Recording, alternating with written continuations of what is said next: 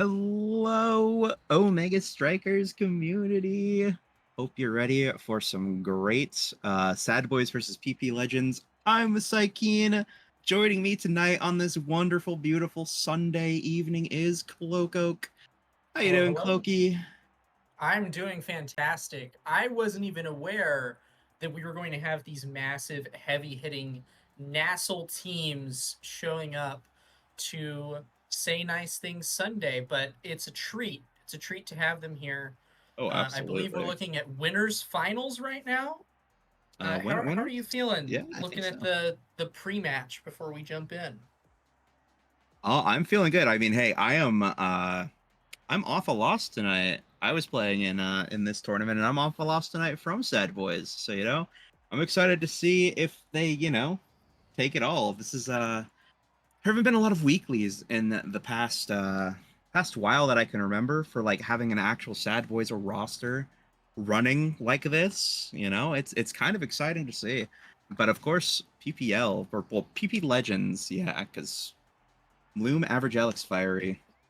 I'm a big fan of those guys, I have been for since I've started playing because those were still kind of big names even back when I started playing. Except for Average Alex, I think at that time. No, it was somebody else I'm thinking of, I think, who was playing on what was it? Chikara chatting. Yeah, I But mean, I still remember seeing, if I'm not mistaken, Average Alex played in the Usos season, and now wait, he's up here really? testing Dazzle players. Am I hallucinating on that? I believe that he was an OSOS gamer way back in the day. But I there is an Alex that I'm thinking of that I thought was that, but I thought it was an Average Alex. I thought it was like someone else, but you might be right. You might be on the money with that one. But yeah. If that storyline is true, that is quite the come up. I mean, there's quite a few like season one OSAS graduates who are now in NASA, right? Because I'm pretty sure Cardbox, right? Cardbox, Yep. yeah, Yep, yep, Cardbox was yep. there as well. And I'm sure there's Um, more, but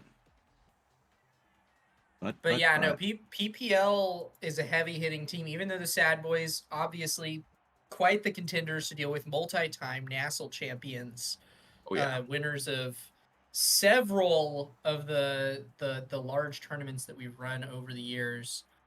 I look at PPL, and you know what? I'm not gonna sell them short. I have been impressed by all three of these players individually.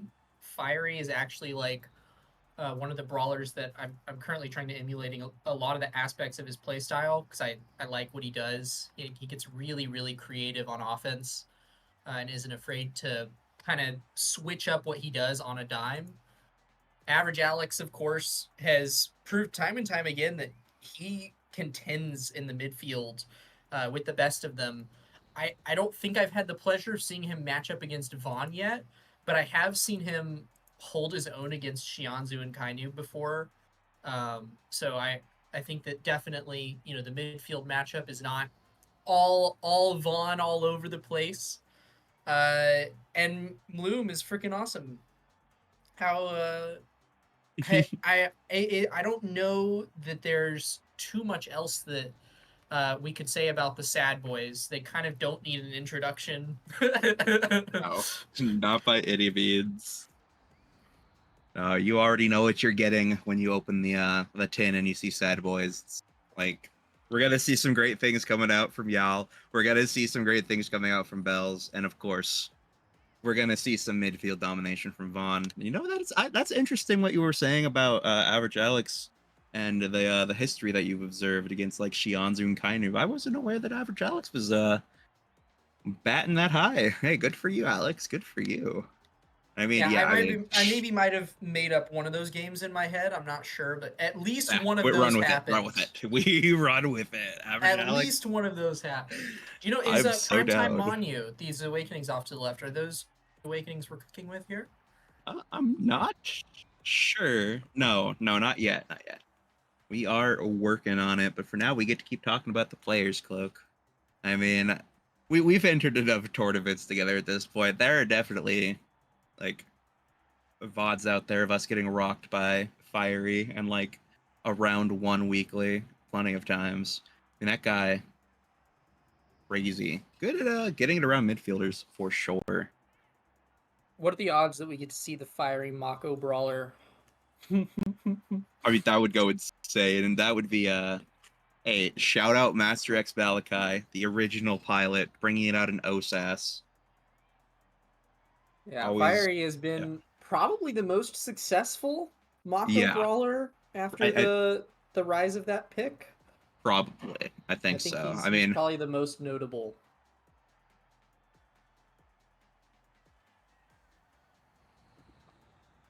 whoa, we'll be going to Demon Days for a game. What? That's crazy. That's gonna be bloody. You think, Cloak? I mean, like, Yeah, I mean the when you think teams that kill, the first thing that comes to my mind is Demons Raw. But the second thing that comes to my mind is Sad Boys. They're, definitely not kill centric. I would consider them to be a more core control centered team. But I mean, if you stick them in the box on Demon Days, you already know they're coming out with as many KOs as they can grab.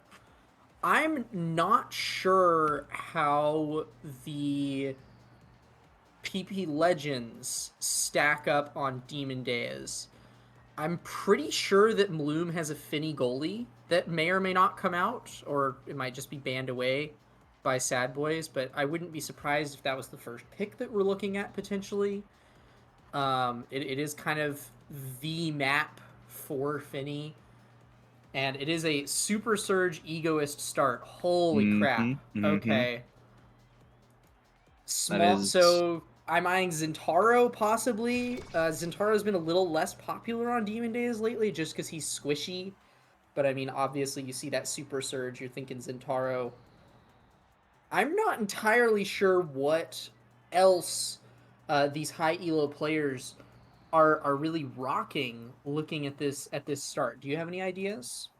I mean, we're seeing the Imi the Kai come out. Kai, I'm a bit more surprised to see as a pick. I don't think of that as a Demon Days pick, but I mean that's comfort pick maybe. You know, you want to pilot something that you feel good on against into boys.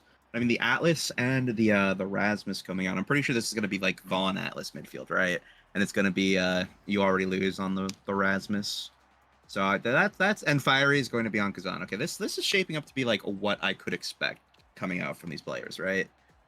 Because I mean, even with these awakenings, it's honestly kind of a boring awakening start, right? There's not like anything that you can really play too much around. It's going to be egoist, so that's going to be annoying to like deal with, and that's going to be a lot of like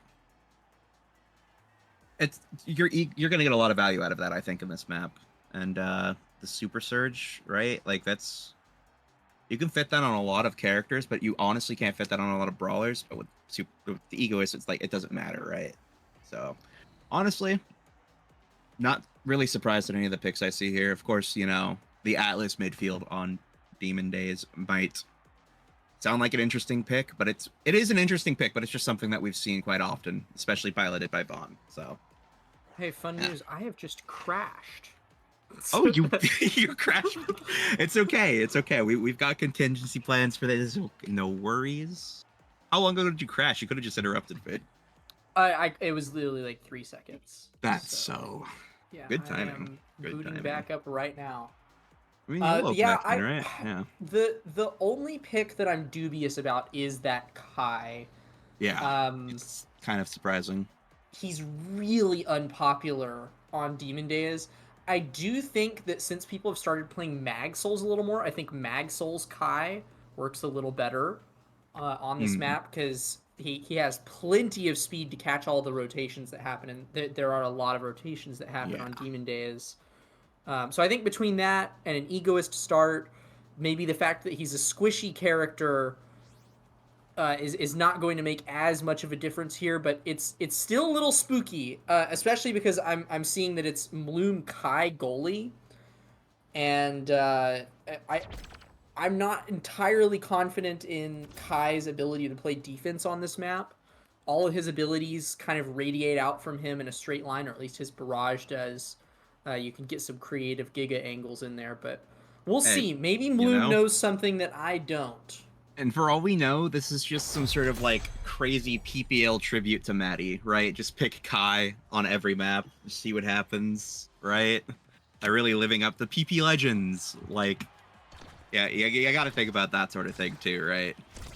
But getting into it now. That is Vaughn on the Atlas, of course. You already lose running the Rasmus, and then Bells, of course, on Zentaro. Does take Siphoning One. Interested in that pick. But yep. Well, as we get into this, one barrier already down for Sad Boys. Yeah, I like this Vambrace pickup from Fiery. I think that's a really, really valuable pick here. Not only because, well, you need to stay alive and it's Demon Days, but also because I think Kazan is one of the better users of Vambrace. It's probably like his only other gear besides Slick Kicks. He gets a lot of extra damage from poking the core with his like extra damage strike, and he's got a lot of abilities that he can just dump for free on damage.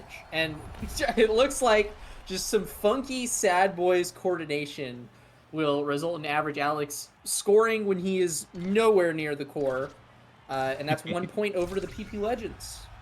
That is, yeah. I mean, I honestly wasn't expecting that bounce, like the kind of way that it slid in that sort of way. So I can imagine why you already lose didn't think he needed to use the hook there. But as we're just talking about what happened, both barriers go down for Sad Boys. Average Alex with the Great Blink is just going to punish that kind of slow-moving core, and you already lose who probably does not have that hook back yet. So well played for P-Village 2 up already. Yeah, the mobility of this comp is already showing here, and it is a weakness of the Sad Boys comp that they really do have to kind of commit to this, like, hold the core behind the barrier playstyle. They can't catch the rotations. They have to stop the core from moving around. They do have 3 flips here. One of them will be burned by Bells here as the Celestial Intervention comes out. Average Alex trades it right there. Boom, popping the Blazing Pace. No barriers found there for the Sad Boys. Bells looking a little low here in the midfield. But honestly, a pretty well played from both of these teams on that offense and defense right there. Yeah, absolutely. I mean, both Bells does get taken out though. Average Alex is low, but this power play now for the Sad Boys against the Sad Boys could be what PPL needs to take this last set. Average Alex now is back up to full stagger. Bells will be back in just a second, is back on the field now. The field has been equalized and no barriers taken for the duration of that entire PowerPoint for either team, but Bells on respawn does manage to find the barrier. Now that is an open goal for PPL. Yeah, and a nice bait of the Giga there from Bells with the Oni's Blade. Fiery now has Egoist proc in front of the goal. Still has 1 barrier left to go. Death's Touch there from y'all to make sure the barrier doesn't get taken. Fiery unfortunately misses the flip. And Bells is in front of the open net, but Bloom catches it. That is a speedy, speedy Kai Super Surge eject button. Lots of haste upgrades there and the cooldown reduction on the second. But the Sad Boys barrier remains strong for another couple seconds. Caster's Curse immediately takes it though. Yeah, his Bloom though is just in. Wow! You already lose. Was not expecting what just happened. Just was loading up the primary, struck it, and Fiery realized, struck it right through. You already lose, and wow, good for you, PPL. You've taken first set against Boys, Demon Days. We get into this draft though. Either. Yeah, that was a fantastic mix-up from Fiery, but it is Average Alex who gets the first draft pick here. I'd like the stacks on stacks pickup. The boys haven't been getting a whole lot of kills yet, so plenty of benefit to gain there. That'll be Hot Shot going over to Vaughn. A little bit of size on y'all. Unstoppable going to Fiery is a massive, massive pickup, though. Playing against a Rasmus goalie and Atlas midfield.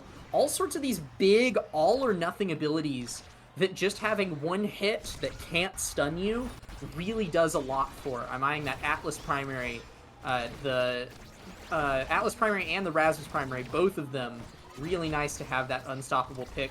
I think that draft definitely falls to PPL, and if they can keep the momentum moving, they're looking good going into this second set. Absolutely, absolutely. I do also want to say that the big fish coming out of From You Already Lose could also be very game-changing if played right, especially since a lot of the things going on here. With the Zentaro, I feel like it might be hard to keep that unstoppable for long, but as we get into this, no barriers are going down yet. Everybody is just so stuck on this defense. Great strikes, great plays. Flip does come out from Vaughn, who is at half health, Fiery is taken extremely low, could be taken out at any second now. Great hook coming out, not going to find the barrier just yet. It is a barrier advantage for PPL as you already lose. Mechanical Mistake does lose the barrier there. It is open goal now for the boys as Fiery just gets a great hook, crooked leverage into strike through You Already Lose and Vaughn. Great play coming out from PPL. Yeah, this Kazan pick is really tough to play on Demon Days. He's so squishy, and you just get taken out so easily. But Fiery picking up this vicious Vambrace has been so incredibly valuable. I mean, look, his stagger's already down right here. Every time he's striking the core, though, every time Alex and Bloom are able to get him the core, he heals up. This dude is already back at full health. We just saw him almost staggered just a few seconds ago, and he's already back up. But Bells is doing work on these barriers, wow. and the flip finds the goal through both Bloom and Alex. That was just, I mean, clinical Bells, average Bells gameplay, right? Like, I mean, got the double barriers on his own, keeping core control for so long, finishing off the entire segment with a core flip goal. I mean, while Vaughn was getting bullied by Fiery. And I mean, now it looks like the tables have turned as Fiery is now the one being bullied by Vaughn, and now You Already Lose. As barriers do go open for boys already, and now they are posturing to try and find something. PPL striking back does take a barrier primary coming out from Fiery. Not going to find it just yet. You Already Lose getting involved. Uses the secondary to get it out of the Zentaro. Tries to find it, and a blink from Average Alex looking for something or other, just out of position. Allows Vaughn to send the core straight through. I believe that blink was a concession of, you know what, okay, you won that point, I want to keep my stacks on stacks alive. That and I think that's fair. A smart play from Alex. Very, I definitely can understand that. Yeah, that makes sense to me. Keeps the stacks for another set. Very good analysis. Yeah, the boys are blowing through the defense of PPL this set. And Vaughn does have a flip here, ready to burn, but PPL might be able to bring it back here. They do have this turret up. Vaughn will burn the defensive flip, but it's right back into Bells' hands. The boys' game plan is going really, really well now. They've done a lot better of holding the core in one place this set. They struggled to catch all the rotations last set. Now they're just not letting those rotations happen, and they're even picking up kills along the way. Yeah, I mean, that was just masterfully executed of everything that their comp wants to accomplish. I don't know if it was the size pickup that just allowed You Already Lose to take up a bit more space that they needed to keep that security, or if it was just overconfidence coming out from PPL, but they definitely stuck to an intended game plan there, and it was beautiful to watch Bells go off. Well played from the side of boys. That extra special might be a lot to deal with. I really like this pickup from Bells. I think the Oni's Blade this is the map where it is the most valuable. I think Oni's Blade behind Night Market Barrier is just an absolute menace to deal with. It's not unsavable, like, obviously, but you pretty much have to throw an ability at it. So having even more of those is incredibly valuable. And y'all has picked up Prize Fighter here, so it looks like the boys are angling to keep these KOs going, and already Fiery is staggered and having to play his life. Yeah, unfortunately, that Unstoppable really is not making the difference here. It might save for one hit, but not for all of them. As the barriers do go down, though, for boys, Bloom taken dangerously low. Zentaro primary will chunk out a bit more HP. And Vaughn are posturing to take this last goal. It opens. Great glitch pop, though, coming out from Alex. Is going to defend off the attack from Bells, who was planning to just get it right through after the barrier down. Great ultimate coming out. Had that backup because of the happy star. To You Already Lose, Bells trying all fighting to get this core out. Does get out, and with the sound barrier thing at the bottom, just slips right out of Alex's hands. One thing I will say, I surprised it all off this set, we see a lot more defensive play come out from PPL. And I don't think they can be too defensive. I just think they don't need to be as offensive. They can just kind of hold the core on Sad Boys' side. The reason I say that is because Bloom now has 1-2 punch and team player. So overtime is a massive, massive buff for these guys. They can really get a lot done in overtime. So I think they're fine right now. They're not getting barriers, but they're totally fine with that. Maybe they catch one here in a second, but even if they don't, I think PPL is sitting pretty as long as they can last for another 25 seconds. That is a great point, and that is a war that they are going to have to wage against this Bells and Vaughn and You Already Lose, who want to take you down. But Vaughn, looking dangerously low now, is going to allow PPL to have that time. But Bells in the back line finds the open barriers, and now PPL has to commit to defense. They can't push as hard as they would want to. As You Already Lose does get the ball to Bells, who does get it through Average Alex. Bells with the secondary trying to find a way in, doesn't, or rotates back out. And a great, unfortunate series of events allows Fiery to grab a final strike to open up the barriers of the Sad Boys. And now it is open barriers on both sides. But this team player is active, and some nice maneuvering of the core from PPL will set up Alex with a really good angle. I'm not entirely sure how they managed to get the core up to Alex there. I think it was a rebound off of that lower angled wall. But well played regardless. I liked that Bloom was rushing in to get even more advantage from that 1-2 punch and team player. But speaking of taking advantage of Awakenings, y'all is eager for some prize fighter stacks, not giving Fiery a break for even a second. No, not at all. Fiery is taken so low. Bells and Vaughn aren't giving a break to Bloom and Average Alex either. So the barriers are open. PPL's gate can be stormed. Bells tries to go for it through Average Alex, uses the primary, try to find something. Vaughn in the bottom does not manage to find the goal just yet. Lots of abilities burned, but Average Alex does still have that core flip to try and secure something. Bells using abilities backwards to try and get Fiery, but Average Alex with a great KO manages to take out You Already Lose and score the core in a single secondary. Well played. -1 prize fighter stack for y'all. And Average Alex is still rocking 150 of those beautiful pancakes. So PPL with a 1-point lead and an advantage on the Scaling Awakenings is in a really strong position to grab a second set here. Yeah, absolutely. But Vaughn has procced his Egoist, but it is gone now, but not in time for the barrier to be taken out. And now it is an open barrier. One already is down for PPL, but this is still not a position you want to be in if you are the Sad Boys. Average Alex at the blink in doesn't manage to find it. Just enough space generated for Vaughn and Bells to create a counterattack, trying to find something off of the Zentaro ultimate. Not going to find it just yet. Fiery does have a flip. Bells does have a flip. It's going to be a contest of who will flip first. And Fiery is taken out. Bells damaging Fiery just enough for the hook to send him mega fast speed away into the goal. And now it is a power play. Barriers are open for PPL. It could be anyone's game. Flip from Alex. Fiery back on the board. We get into a more neutral state. We are entering overtime now, though, Cloak. Yeah, for sure. And this team player, I like that Bloom has rotated up, getting more benefit of this 1-2 punch. Average Alex taking hold of the net for now, will protect it while his teammate comes back. There we go. They rotate back now, and Fiery is keeping good possession of the core here, but Vaughn and Bells have set up a very strong offense. Here's the Egoist proc. Pulls the flip right there, but Fiery stalls it out. Well played. The shot from Bells doesn't make it in. There we go. Nice maddening descent from Fiery to catch. Y'all's clear.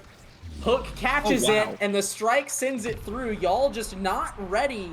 I don't know if the strike was on cooldown or if no one was expecting that angle to come out. I have to admit, I didn't think that Fiery was going to grab the core there. But Kazan does funky things sometimes. And with Catalyst on the board here, someone's going to have to deny this. Yeah, there we go. Average Alex takes it. Yeah, Catalyst going straight to Average Alex. That is an IME who did take Super Search, so not the full combo synergy that they were looking for. Vaughn does get that missile prop.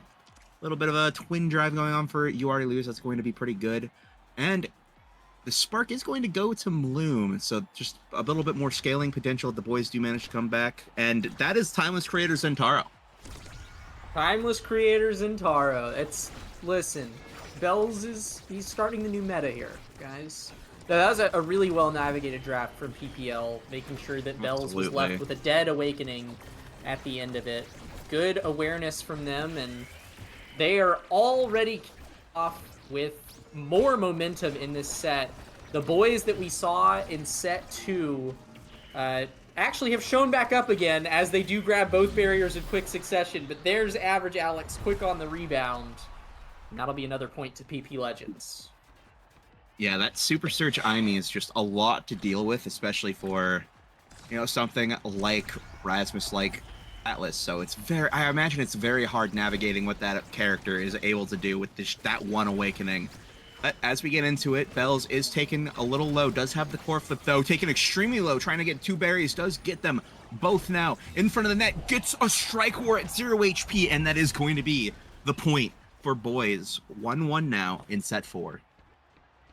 Something that I didn't even pick up on from actually last set's draft is Fiery somehow managed to run away with Primetime Kazan. That's yeah. insane. Yeah, Fiery's build actually like cooks. He is applying so much pressure here with these Kazan primaries, but the boys are the ones with the offensive advantage right now. All sorts of flips and players in front of the net.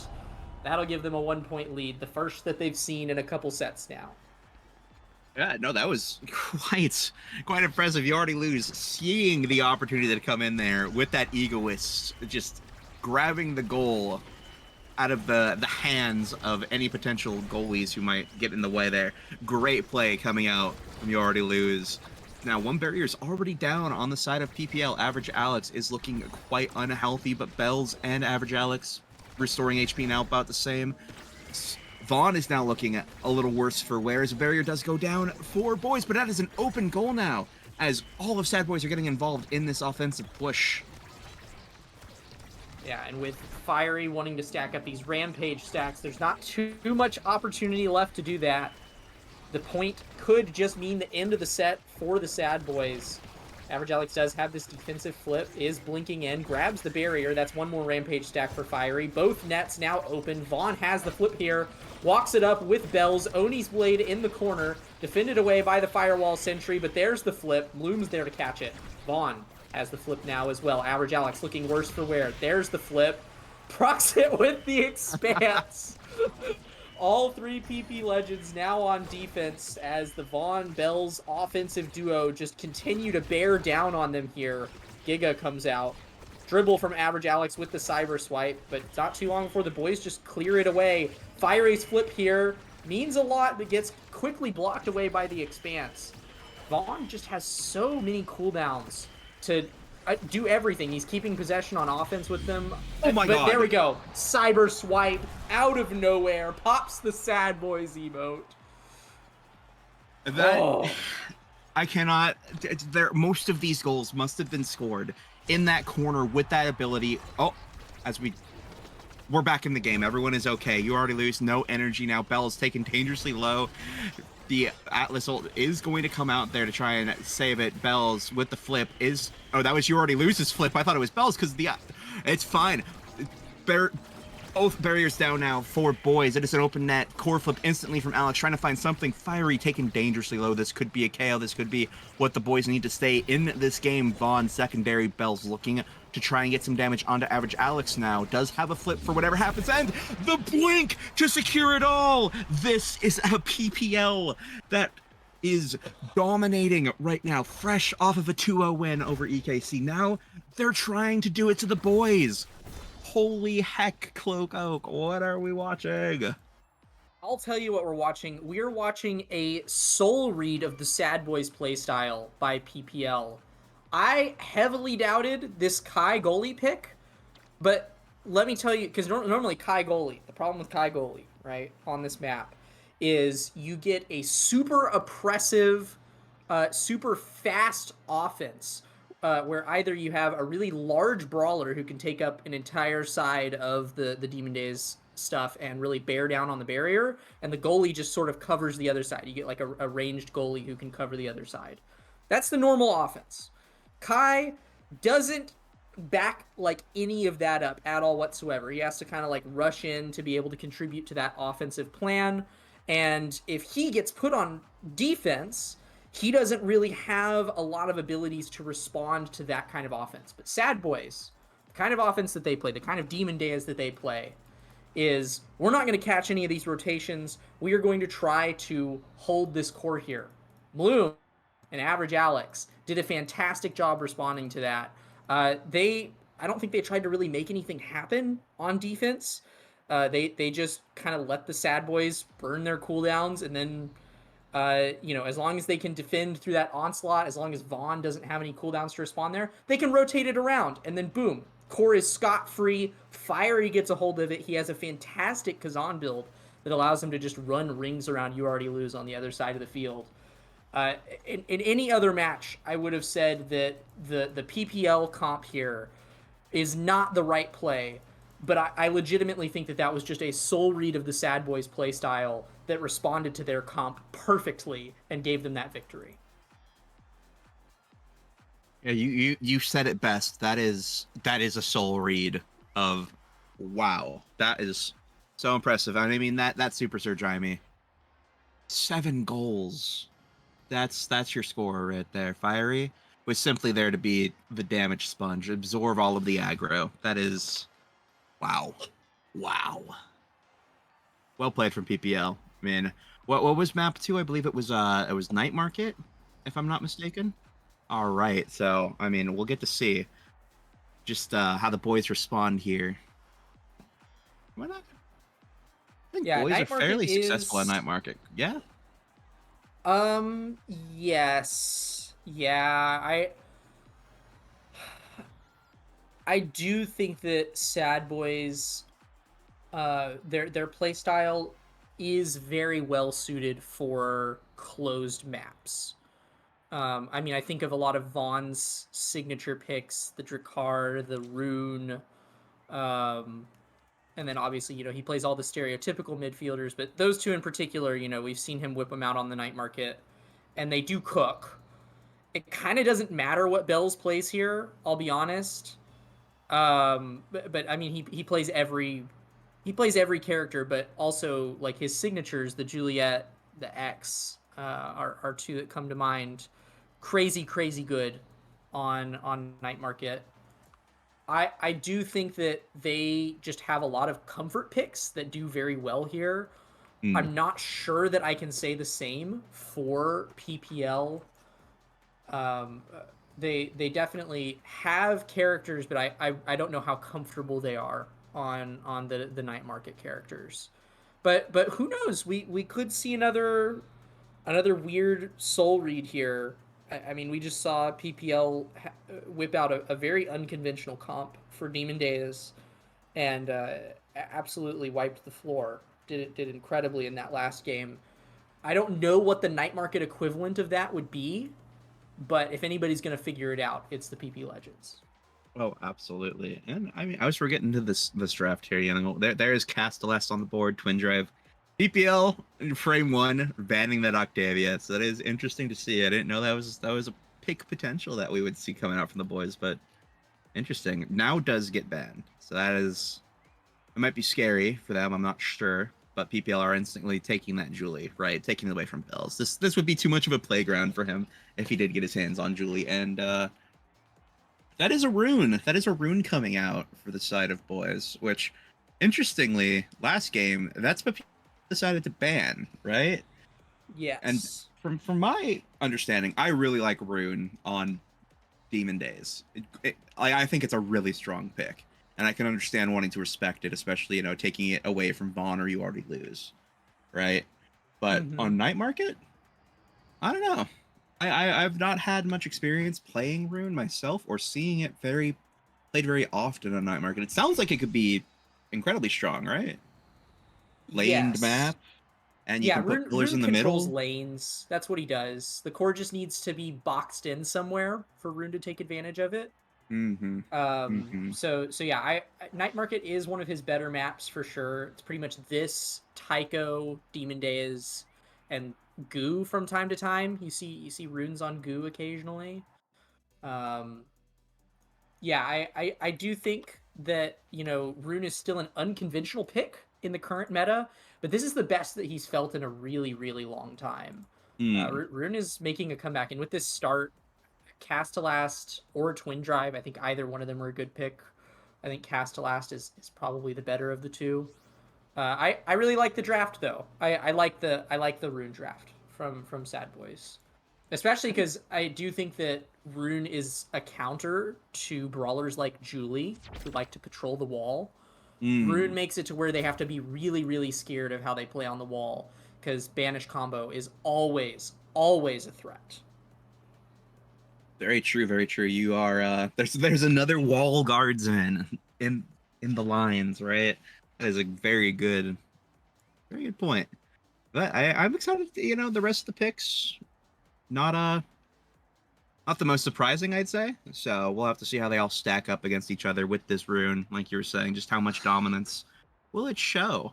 And it does look like instead of Bloom on the Kai this time, it is average Alex. So that is interesting to see. And did expect Vaughn to be on the rune, Bells on the Zentaro. You already lose Aimi. Good stuff, good stuff. But yeah, surprised about that swap up there. Oh yeah, here's the other thing that's nasty about Rune. Oh, Insta claim of the speed gate. oh You yeah. can just place a primary down. He's kind of like now in that respect, where you just place a creation down on the speed gate, deny it from the enemy. Something that does fascinate me here, and that PPL are not getting a whole lot of benefit from, is Mag Souls. Yes. Both of them have gone for Mag Souls here. What do you think about that?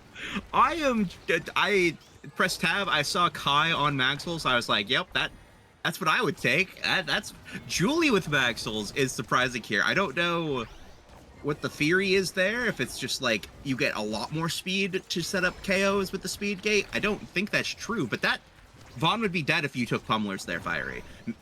I don't know. Maybe we're just looking at it from the 2020 hindsight, but I don't know. We'll see though, as Bell's core flip in front of the net does get the strike war with a strike. It does find it. So that is 0.1 for boys. Yeah, I think your theory has hit the nail on the head of just Fiery wants easier dash punches on the side. It's the same theory as Mag Souls Asher on this map, which I don't know if people are still playing that, but it had its day in the sun. It might still be in its day in the sun. But it was the same idea. You play Mag Souls Asher, you get a lot of speed. With Asher, it's a little bit more powerful because her knockback scales with damage on her, or her damage on her primary scales with size. But not the same for Julie, but the speed is still really nice. I think that if there was a map to play Mag Souls Julie, this would be it. We'll see how well Fiery cooks on it. Both of these teams do still have a barrier out for the time being. Yeah, absolutely. As Vaughn just, showcasing just how strong this rune pick is, does deny Fiery from getting that speed gate. With the pillar does go out, Atlas ult does come out. Both Bells and Fiery are looking very low. Fiery fishing for Bells, great evade coming out, avoids it, and Bells is now the survivor here as Fiery is now going to be hunted. But not a lot happening here. Open goals for either side. Vaughn almost getting taken out, but unfortunately the Mag Souls just is not enough. Vaughn uses the flip, tries to find something, get it up to Bells. Fiery still tragically low, has not been allowed to recover any HP. Does try to dash punch through Vaughn, not going to find it. HP is looking a little not the best for Vaughn as Fiery does try to find something. Secondary pillar coming out, not enough. Primary pillar will get the job done, and now it is a power play for the Sad Boys. Yeah, they're going to be getting a lot of these this game. I think that this banish combo is just going to keep coming out over and over and over again. But Average Alex and Bloom do successfully defend away on that power play. Fiery's back up now. Y'all actually moving all the way up to the midfield with this flip. Oh, wow. But, okay, Night Market angling. Night Market, yep.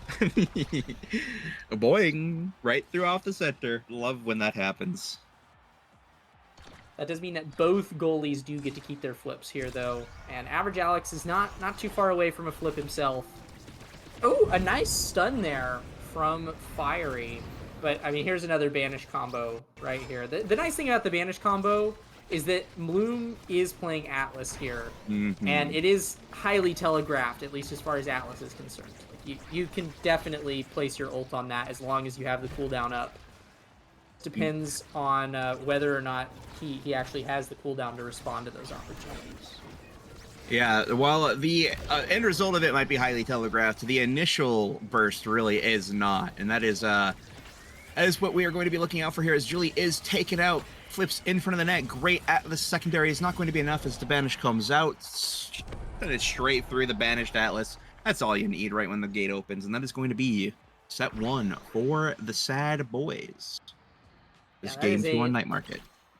That is a lot to handle. This Sad Mhm. Boys comp is so oppressive, especially because y'all is not afraid to, blink up there, get in their face either.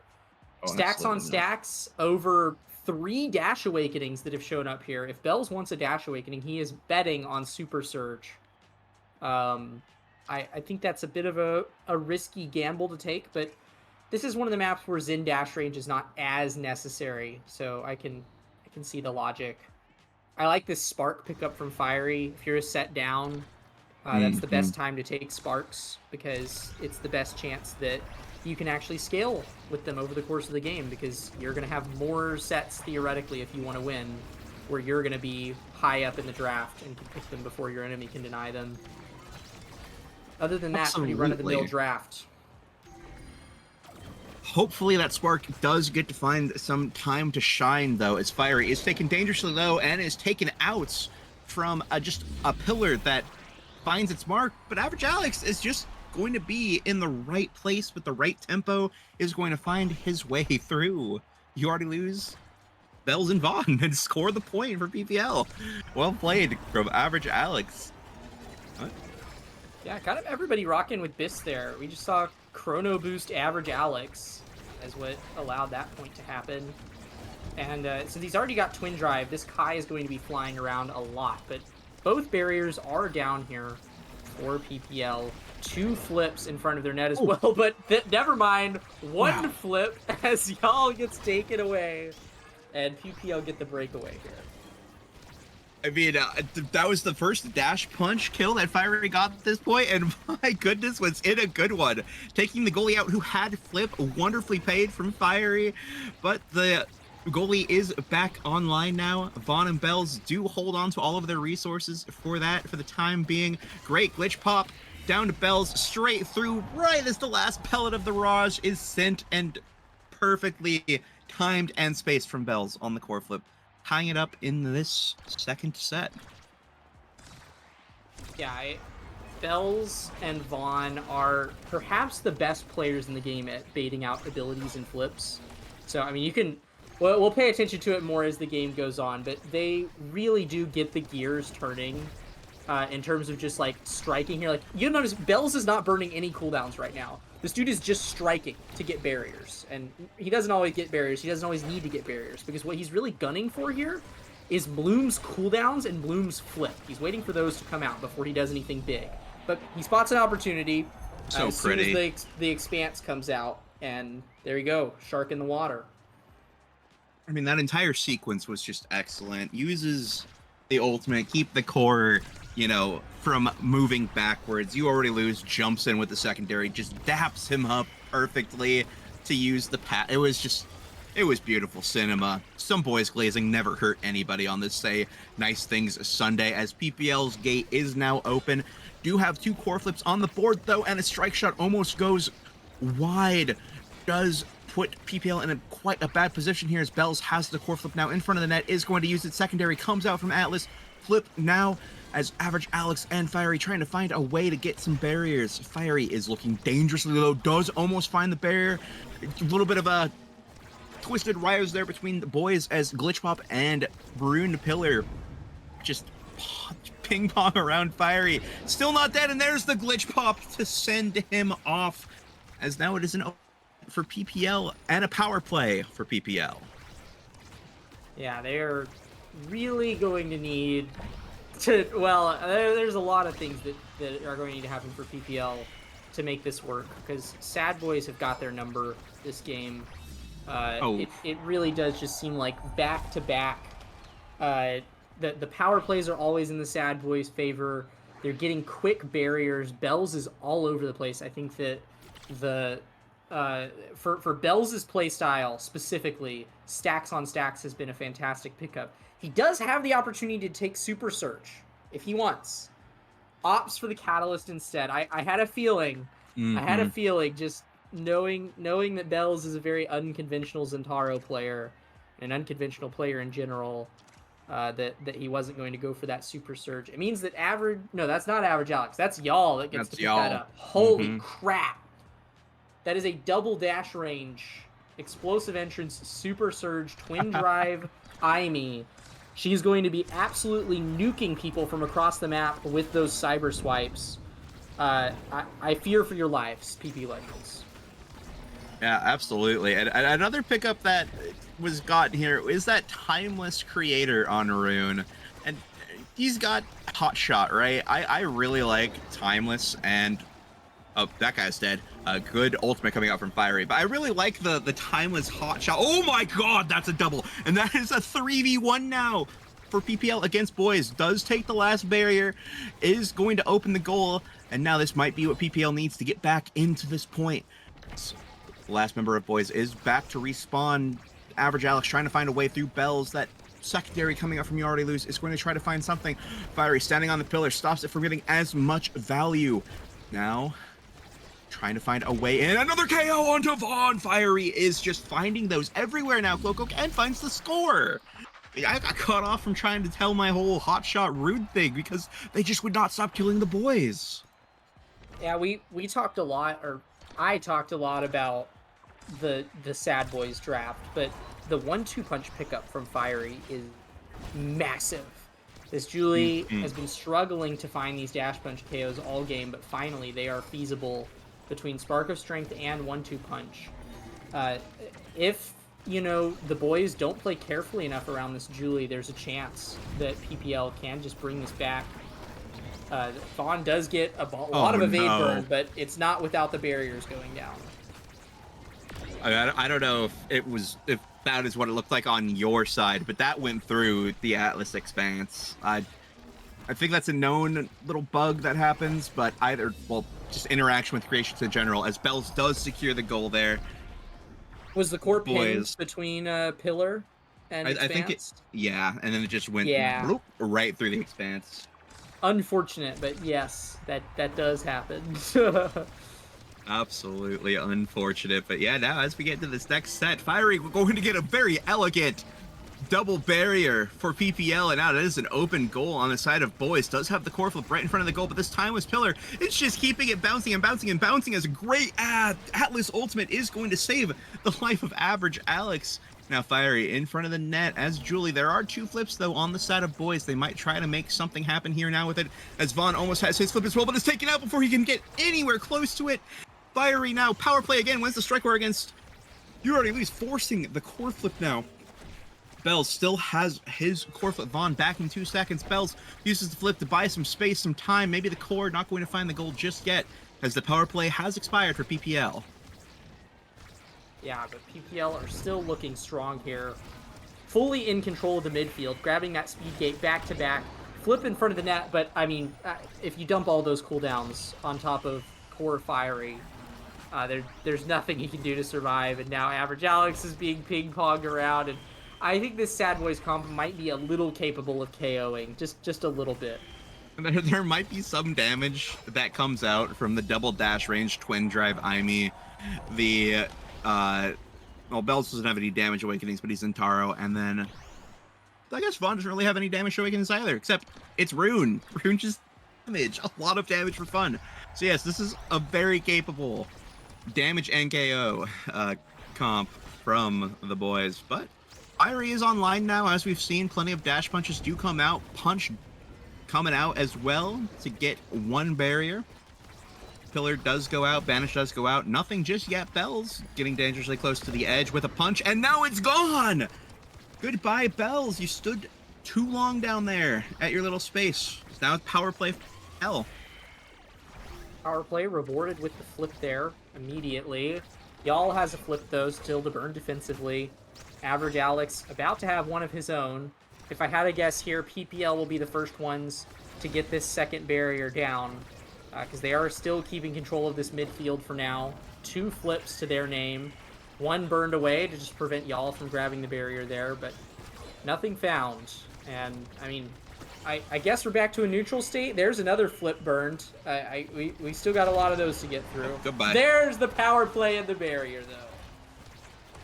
Yeah, as Vaughn is taken out once again, Fiery is just fully online now. 1-2 punch was the only adjustment needed for PPL, as a beautiful sequence coming out from Fiery, Average Alex, and Bloom all getting involved ends with a nice little strike into the bottom corner of your boys from Fiery.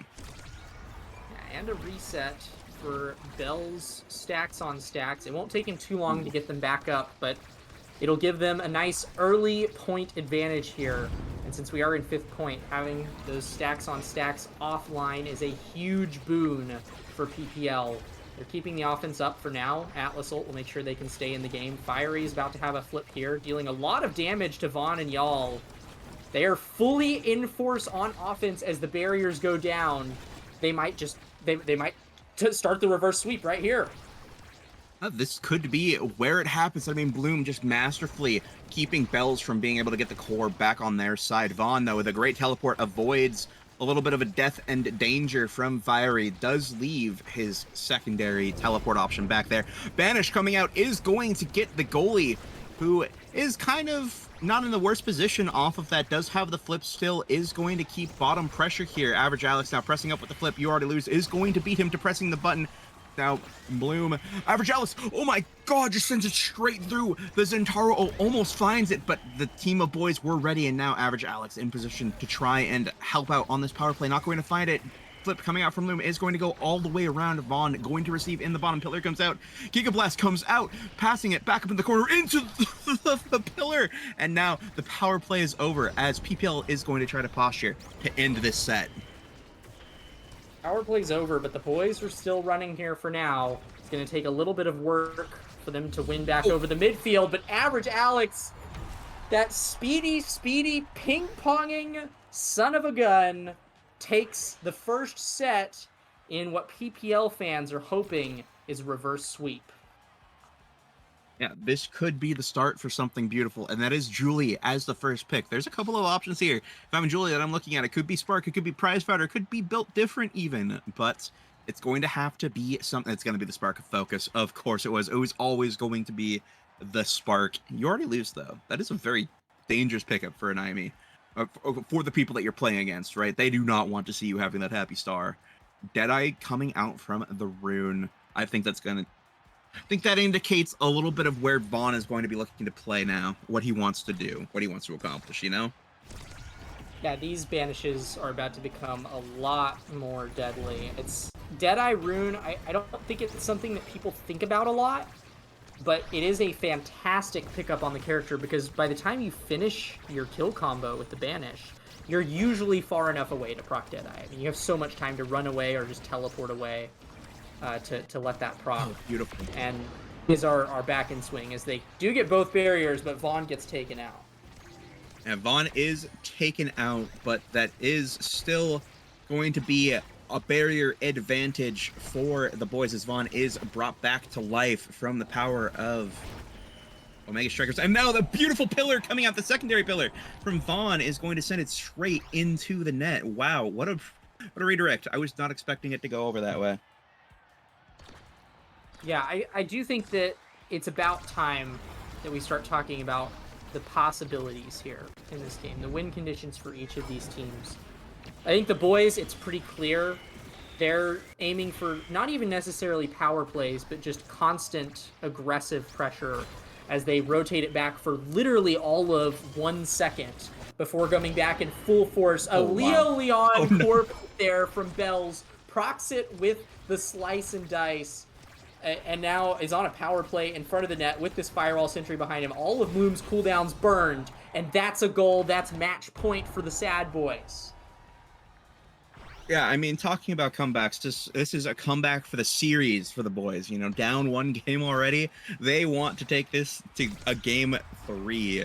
They want to show that, you know, they're not washed. They are not the washed boys. They are here to say nice things to their opponents when they beat them. Right?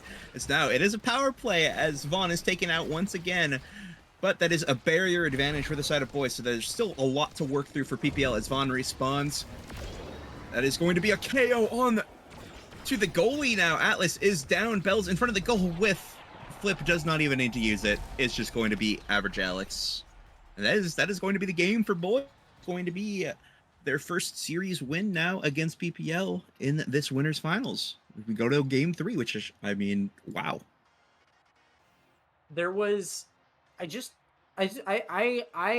chalk up that boys comp to the Mm-hmm. you can't think about all of us comp. Mm-hmm. that's You know what? that's what I would name that. I mean, you are constantly like Bells is obviously the front man. He's the face of the group. Always on offense, always dribbling, always has the stacks on stacks and the speed and all the Zentaro dashes to catch every single thing that you could possibly want to throw his direction. And somehow you have to balance that with Vaughn's rune, which could kill you if you forget about it for about 2 seconds. And you already lose with double dash damage and range twin drive Aimi, who can also kill you if you stop thinking about him. And then, you know, that's like, I only named like half of their kit. They've got the other half of their kits to just score the goal after all of that happens. Yep. Yeah, just a little too much for anyone to think about, honestly. And it really, I mean, look at that. 2 KOs on Vaughn, 3 on Bells, 4 on You Already Lose. They're just playing so well together with all of their abilities, comboing everything. It's just, what can you do against the sad boys, right? And I mean, the team of PPL, they're going to have to think about it. They're going to have to find out what they're going to have to do to beat them. And I believe it's going to be at Lab, right, for game 3? Yes, if I remember correctly.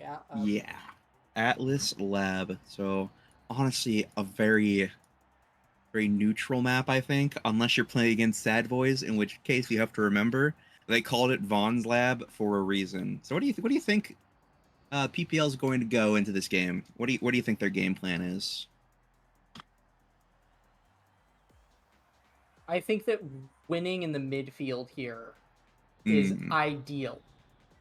And in order to facilitate that, you want Fiery to be on someone mobile. I wouldn't be surprised if Fiery maybe takes the Zentaro away from Bells if given the opportunity.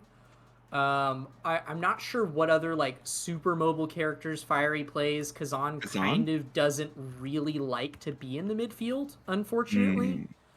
Like he has mobility, right? Because he has 2 dashes. But Rasmus? Yeah, there's a chance that the Fiery Rasmus could come out. I do think that like you kind of need to win in the midfield though, because the Sad Boys offense on this map is a little too good. The unfortunate thing about this concept of win in the midfield is that Bells is almost certainly going to play a character that can do the same thing. In general, Bells doesn't really play a lot of the like all or nothing characters, especially not on a map like Atlab. He's going to play something more mobile where he can come back and do like the triple defender setup with the Sad Boys. So I'm expecting both of these teams to anticipate that and go for mobility, because if you don't, you're going to be caught out and you're going to lose if you don't have a mobile comp here. Absolutely. And I mean, speaking of mobile comps, that is a Kai first pick coming out from the Sad Boys after they've banned the Atlas. Of course, PPL giving the respect, banning the Aimi, right? But that is the Rasmus instantly picked up. Kai for boys, Rasmus for PPL. And that is a rune. I think that's probably what? Oh, I don't know, because both Loom and Average Alex have a rune, right? I believe so, yes. I believe both of them do. I do think that it would be really weird to draft a rune goalie early in the draft. And maybe that's part of the nice thing about this rune pickup is that it doesn't have to be a goalie or a midfielder. They can flex it between the two. Right. But rune goalie is very counter pickable. You pick a brawler who's capable of standing on him. I do think that Zentaro can do that. You just dash at the rune and he can't place pillars on himself or his barriers. So definitely there's some counterplay potential here. Okay, I cannot tell you who's playing what on PPL. I could not even begin to tell you who's playing what on PPL. I mean, I think this is an Estelle goalie, ? for boys. Oh, from boys, yeah. That's going to be Estelle goalie. I know you already lose likes playing that Estelle on this map, and of course Vaughn, from my memory, loves Kai on this map. Is a technician on the character when it comes to this map. So I'm pretty sure boys we've got figured out. I'm with you. I don't know who's got what for PPL. I don't have no experience watching their gameplay or playing with them to really say who's going to be using what here. But I think that's Bloom on the Asher. I would know not be Fiery surprised. has an Asher, but I think it would be really weird to put Fiery on the Asher. I think that's Fiery Rasmus, Bloom Asher, average Alex Rune. That's my bet. You know what? I'm not going to be interesting or divisive. I agree completely. That's where I think we're going. I think that's what we're going to see. I agree with you completely, Cloaky. Yeah, we are going to get to see their hovers now, and okay. Well, we were wrong about Vaughn and Y'all. This is Kai goalie and Vaughn on the Estelle. Okay. Wow. Color be surprised. I guess not, but I don't know. I thought I had it figured out. I didn't.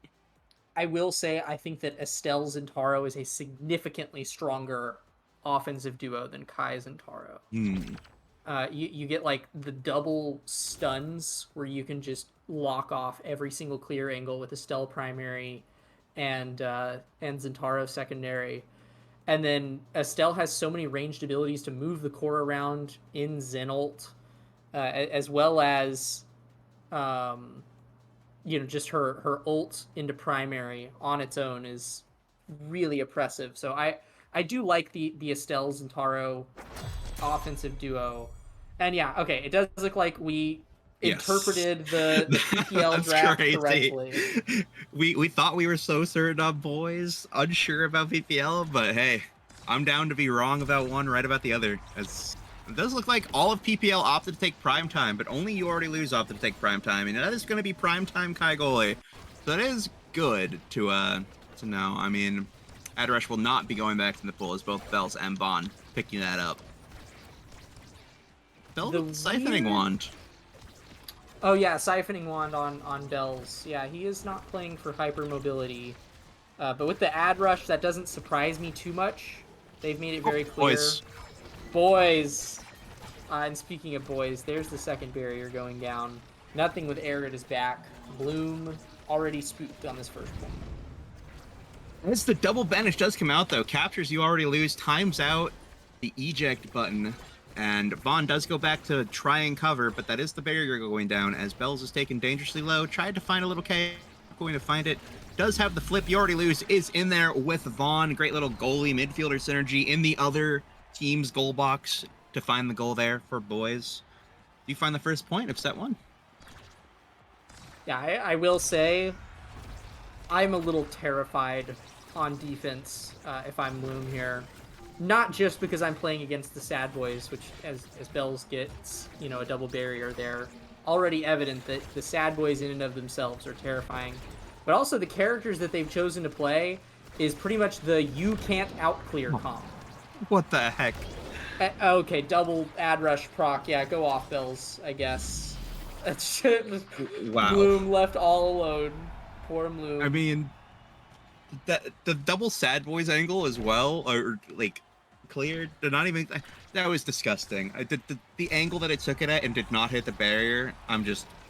My heart bleeds for you, PPL. As Average Alex is already bleeding enough for themselves, almost getting taken out immediately. Bell's not looking very healthy. Fiery does manage to get the core forward with Average Alex, who, how did that kill Bells? What happened down there? That was Asher primary into strike shot. Oh, noob down. Nice. Good job, Bloom, for finding the power point. I mean, that's crazy to die like that. You wouldn't expect it. Oh, but the return to fire. As Fiery is taken out. Power play now for the boys. Bells try to find something, not going to find it. You Already Lose. Did bird flip for that. And Average Alex might also be dying too. I mean, this is just a circle. We're playing a circle right now. We're just going around the flowchart of kill somebody, Never mind, they scored. What can I say? Caster's curse. Sorry, PPL.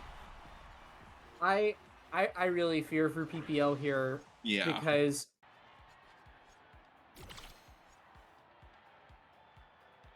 and they're not winning in midfield a whole lot, so they're not getting a whole lot of opportunities at the Sad Boys barriers. And even when they do, it's like so hard for them to make progress because I don't think that Rune is really meant to pair with Rasmus like this on offense. I've been seeing Average Alex try to hold the out clear with those pillars, but I don't know how successful it's going to be. I do think that size and speed here is what they need. Size on Fiery, speed on Average Alex. I think those are very good pickups for them to get here.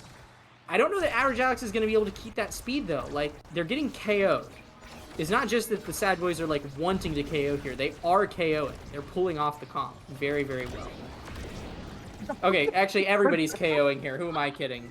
Talk about a caster curse. The boys are gone from the map after being complimented for their KO comp abilities. Vaughn trying to find a proactive play for the 3v1 does manage to save the goal for now as both of the Sad Boys do return to their lost brother, but now Bells is going to manage to find the barrier. A pillar almost saves the situation for PPL, but just a hair off from scoring that one from Fiery.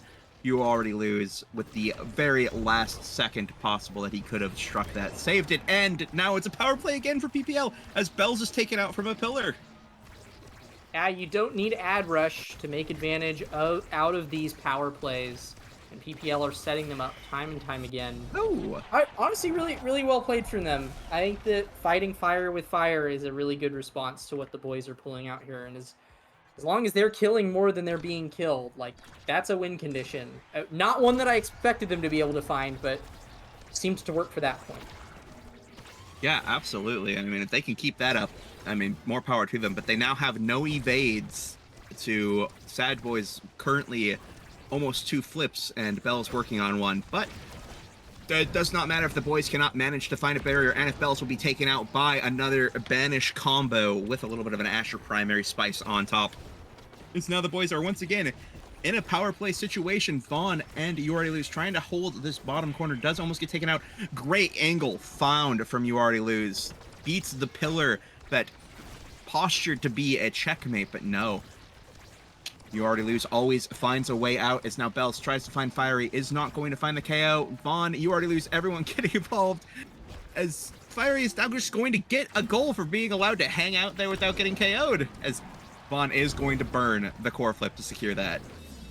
Great pillar comes out from FG. Oh my god. I was just going to hand it off to you, Cloak, because I thought it was just going to be like going to neutral, but Average Alex Immediately just taking control on this rune. I do think that the Sad Boys are just trying to play too quickly right now. And I think that PPL is doing a really good job of punishing that. Like, I'm... Okay, wow. Who needs the Rune Rasmus offensive duo? Wow. It's just Rasmus. It's just Rasmus. It's just Fiery. It's the Fiery show, and then Average Alex has the kicker to score. I mean, wow. I really do just chalk right up to, like, Sad Boys trying to make too much happen too fast. And, like, PPL did have just the perfect way to address that, which is we're going to let y'all all come up on offense, and you're either going to die, because you're going to get banished and killed, or we're going to clear it through you and then let Fiery, do his shenanigans on the breakaway. It's not too, like, sophisticated of an idea, but they executed it really well, and they're getting rewarded for it quite nicely in draft here. I do think that the team player pickup is really strange from Fiery. Maybe we'll see some backpassing shenanigans to see that come out, but Average Alex very sure that You Already Lose did not get that unstoppable, which would have been very valuable against Fiery. But as we jump into the set 3, a double Adrenaline Rush proc here does mean the Sad Boys are back in their store again. Absolutely, and that, I mean, is just a very good adaptation to whatever they needed to do to stop this onslaught from PPL. They did manage to take out Fiery very quickly, a lot of concentrated damage on him. Really just put a lot of damage, and it's just more stacking damage. Bells is taking pretty low for the effort that they have put through. Vaughn is going to find another KO there. Bells trying to find a score with a little bit of a board. You already lose, just unfortunately out of position just by a little bit too much is going to get taken advantage of when his team loses core control. Center is going to be popped from Bells. Fiery is back on the respawn, does find the KO with the Rasmus ultimate, and now it is a PPL power play for the first time in the set, and this could be the point for boys. Yeah, it's going to be dangerous here because, I mean, they do get a few more seconds of power play, but no cooldowns burned from the boys. Very, very good play from them to not have to burn any of those abilities. I will say, like, they saw the light there. The boys saw the light for a second there. They stopped trying to do stuff with the core and a player at the same time. Like, I kind of don't think that that's feasible with the way PPL are playing right now. They just need to kill someone. That's what they're doing. There's another double Adrenaline Rush proc. And yeah, if they can just play it patient on the power play here, I think it'll just be back-to-back points for boys. But when they slip up from that game plan, PPL are running over them. No, but also there's just not. It's so hard to find an answer at this current state of the game for the Ashe with core flip in your face, and after all of those power plays from either side, the boys were just unable to get into position to find a strong defense against Loom in overtime. And it's just too much. Yeah, they just need to pass on these power plays. Like, I know that sounds insane. I know that sounds absolutely insane. I'm talking about the sad boys here.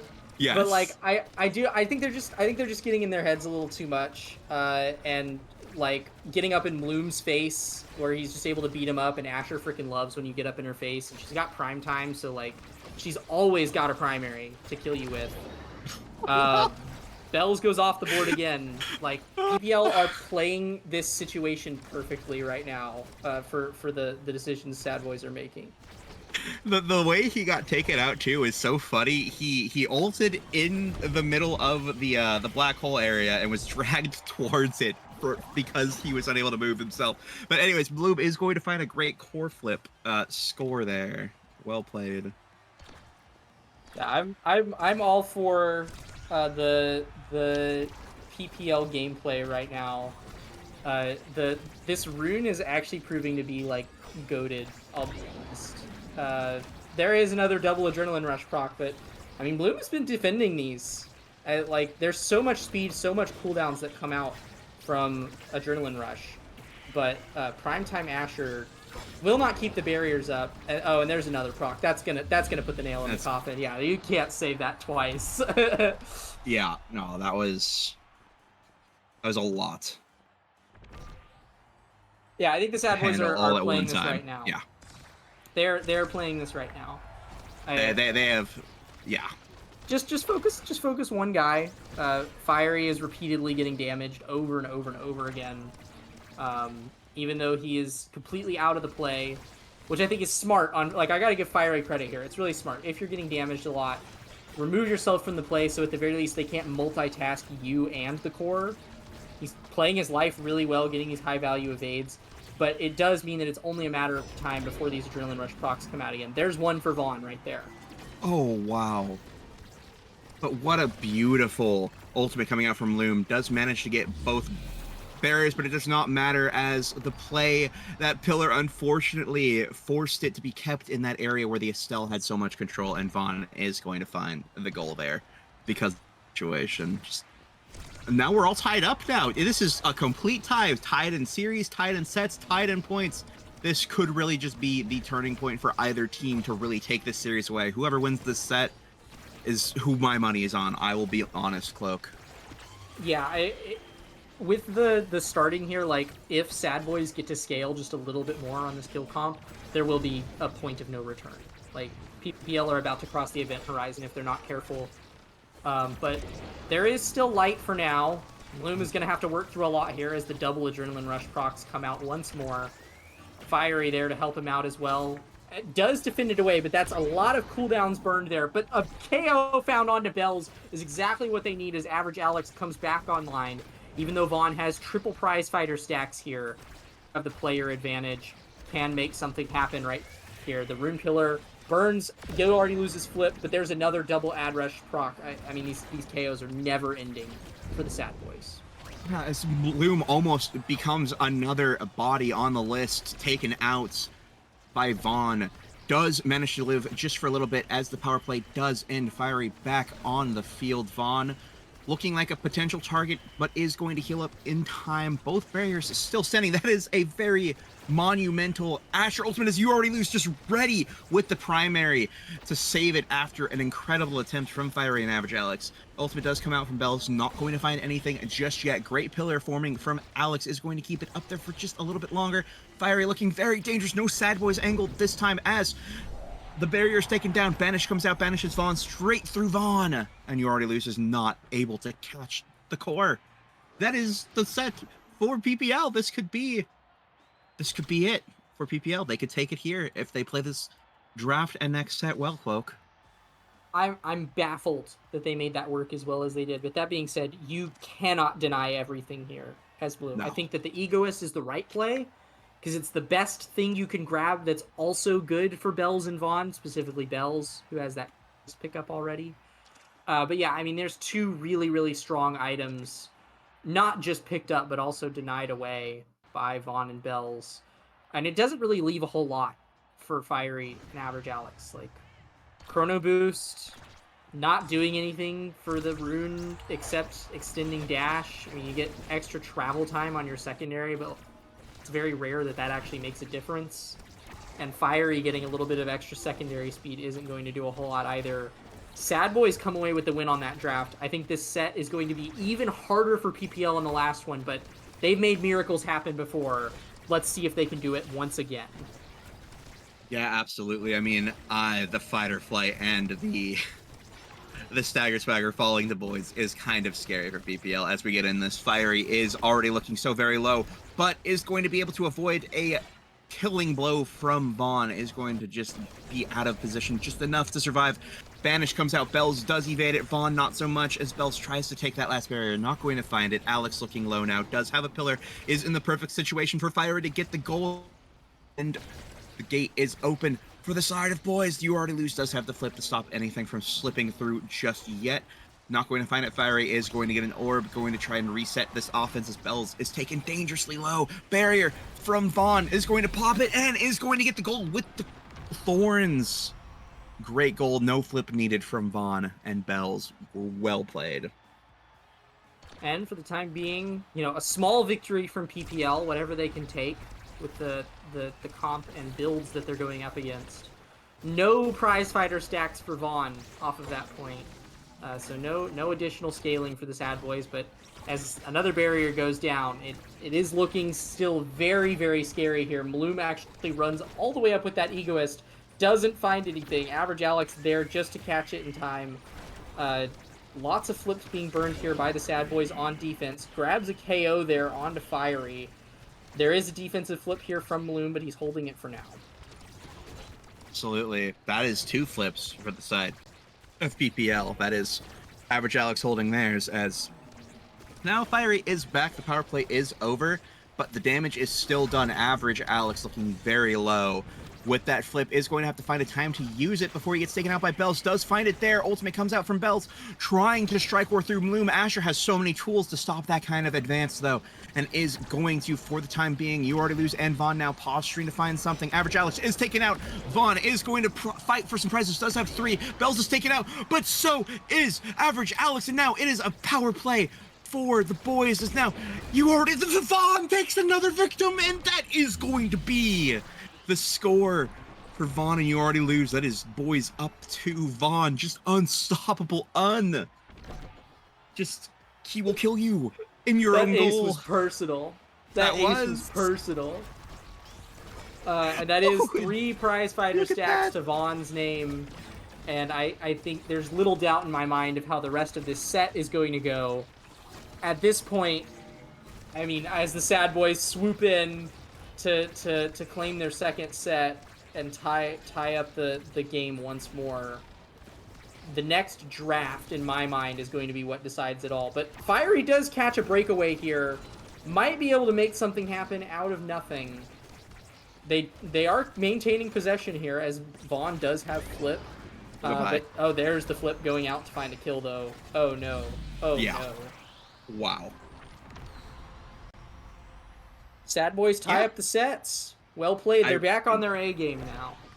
Yeah, no, Vaughn said it best with that emote at the end. Boys, like, wow, that was. We're in this draft now, and hopefully PPL can find an answer to whatever happened to them last set, because I have a feeling if they don't find their answer in this draft and their plans for what they can do, it's over. That was just so masterfully executed from the boys. As now Estelle is going to get that rapid fire, more opportunities. 1-2 punch onto the Asher. I don't know how much value that's going to bring to the table. That is a spark taken by Fiery, the first of any to be picked up in this game.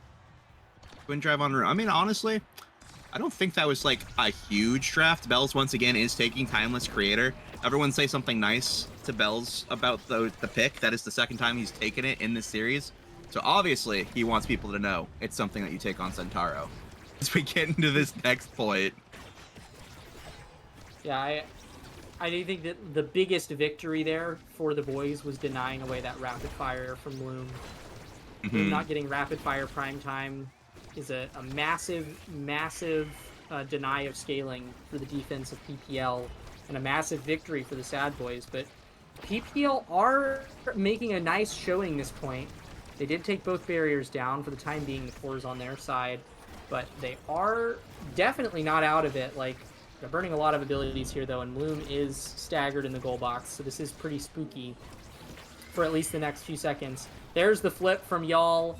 Fiery So wins the close. strike war, though, and that's all they needed, was just one win. Yeah, that was a very. They took all of the advantages that they could from everything that they had that point. PPL, they really made the most of everything that they had. Well played from them. You already lose tried to get involved, was blocked away from PPL at all times, and now that is going to be a core flip kill from Vaughn on to Fiery. 1 prize fighter stack. Now, as the boys are 3v1, this is insane. As he's taken out as well, that is 3 prize fighter stacks and 1 point. Fiery respawns just in time to see the core go in, and that is a return to the form of last set from the boys, as PPL is just erased from existence. And this is a critical change in the way that Sad Boys were trying to play this comp in the early sets of this game. When they got a power play in the early sets, it was like, we're going to swarm the 2 players immediately, and we're just going to, like, get up in their face. We're going to try to win strike wars. We'll deal some damage to them. Maybe we get a second KO. And it wasn't working. PPL punished that really, really well in the early sets. Now the boys are playing smarter. They got that power play. All 3 of them formed a circle, a ring around PPL. They're going to do it again right here. Watch this. They hold all the angles. All the damage that comes out just happens to come out. Brief lapse allows Bloom to clear it there, but they're still putting this damage on, and they're playing it slow. That's the key part. They're not trying to make anything happen too quickly here, because they don't need to. The boys' comp works as long as they're getting a KO every 20 seconds or so. And in the meantime, they just get to make even more magic happen. There the KOs come out again, back on a power play, and the boys' game plan keeps on rolling. Absolutely. Although just a little bit caught up in their bloodlust is going to lead to a barrier going down for the boys. Both gates are open now, 1-1, complete tie once again. Vaughn does have the core flip, might be posturing to use it for another KO, or could just use it to try and score. We do not know what Vaughn is going to try to do here. The options are limitless, does not even use it in this point, is going to find it with the Crystal Thorns off of Bell's ultimate. Just so many layers from Loom to deal with. Now, I think PPL find themselves in a bit of a conundrum, because I think that the only way that you can win here is PPL is, well, either they make some of the, like, early set miracles happen again, which there's a possibility, but it's looking a little dire right now. Wow. What a save from y'all against the That's- Vanish. That's why they pay him the big bucks. Absolutely. Core flip is going to come out. Fiery is looking dangerously low. Bell's on the hunt. Bloom is up front, is going to find the goal. Barrier's now open as a KO comes out. Bell's in front of the net. The pillar was just in the way. A minor stepping stone for Bells to wait to get out of the way to score. And that is 3-1 for the boys. on this final point of the series, and they take it. Boys will be proceeding on to grands. Words never said before. As soon as the KO comp really got off the ground and the boys started playing it correctly, the only win condition for PPL was, well, there were 2 win conditions, and they both died in quick succession. One of them was you get survivability awakenings. The boys navigated the draft very well, denied away all of the survivability awakenings, and I mean they were the nice thing about that draft as well is that PPL was forced to play the denial game as well, because the boys had taken some very powerful awakenings in the earlier sets that they needed to make sure they didn't make Exodias out of. And so just those last few drafts, the boys were able to, in one fell swoop, deny away the last awakening win conditions of PPL and pick up some additional scaling for their kill comp along the way, which meant that PPL weren't making any grounds in terms of their builds, and Sad Boys were only growing stronger. At the same time, the Sad Boys changed up their gameplay, which I think was the biggest edit that they made, is they stopped trying to make those power plays happen too fast, and they remembered what makes their team work, makes their comp work. They remembered why they call this map Vaughn's Lab, and that's going to earn you a victory on Say Nice Things Sunday. And in the spirit of Say Nice Things Sunday, Cloak, a beautiful analysis. You just knocked it out of the park this game. That was nice. I like your casting, buddy. I like your analysis. You know what? You're doing wonderfully. Not just in the spirit of Say Nice Things Sunday, but also because someone doesn't tell this to you enough. You're incredible. You're one of my favorite people to have alongside on the cast. It's just always a good time. You bounce off of me like, I don't know, I can't think of a good analogy. You just bounce off of me really well. Like gum off of your shoe you're fun to chat with the parking lot. Thank you. Thank you. Did you say something about in a parking lot? Oh, I said like gum off your shoe in a parking lot. Bounce it off and you're like, oh, what the? Well, okay. Speaking of taking somebody into a parking lot and shooting them, Tea Time Tussle, remember that? There's going to be another open entry Earth tournament coming up soon where you can, absolutely destroy your opponents in seconds with the low cooldown timers.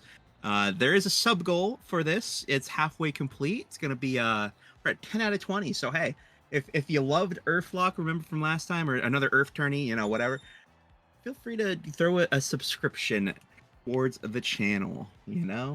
Get that sub goal going. Anyways, we're gonna take a quick break on this Say Nice Things Sunday. We may have another game for you very soon. We'll keep you posted. Stay tuned. Next up, losers semifinals. We'll see you soon.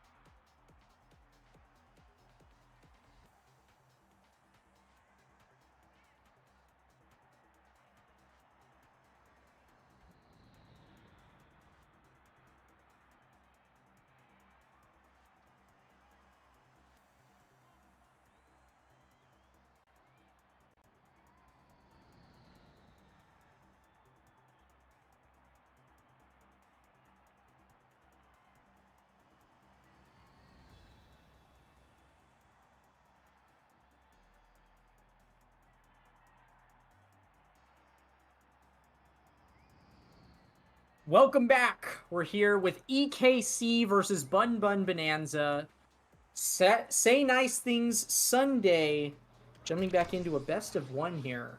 Sykeem, we're jumping in to the match all. What do you think about this character draft? What do you think about what these teams are whipping out?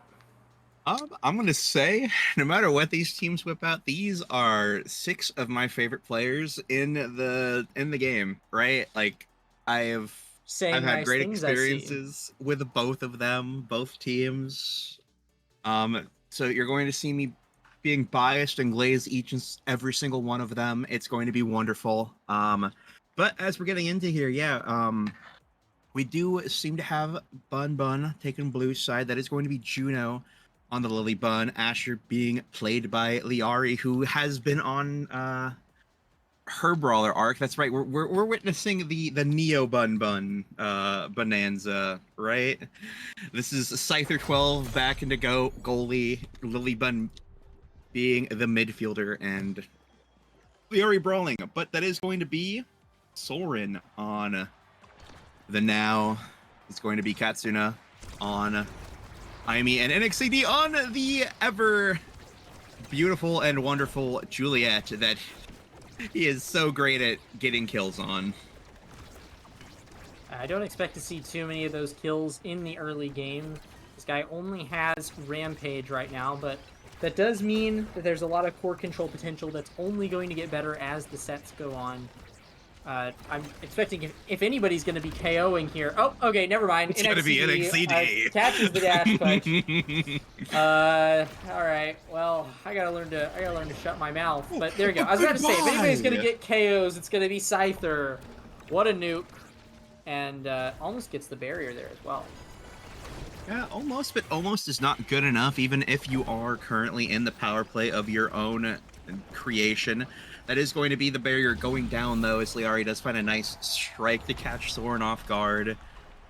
Finds the goal, and that is going to be a 1-0 for Bun Bun in this series. And remember, this is a best of one, so what you see here is what you get. What happens on this core strike field will be leaving either of these teams either happy or distraught, as that is both barriers going down for Bun Bun, who is probably feeling quite distraught at this moment, Cloak.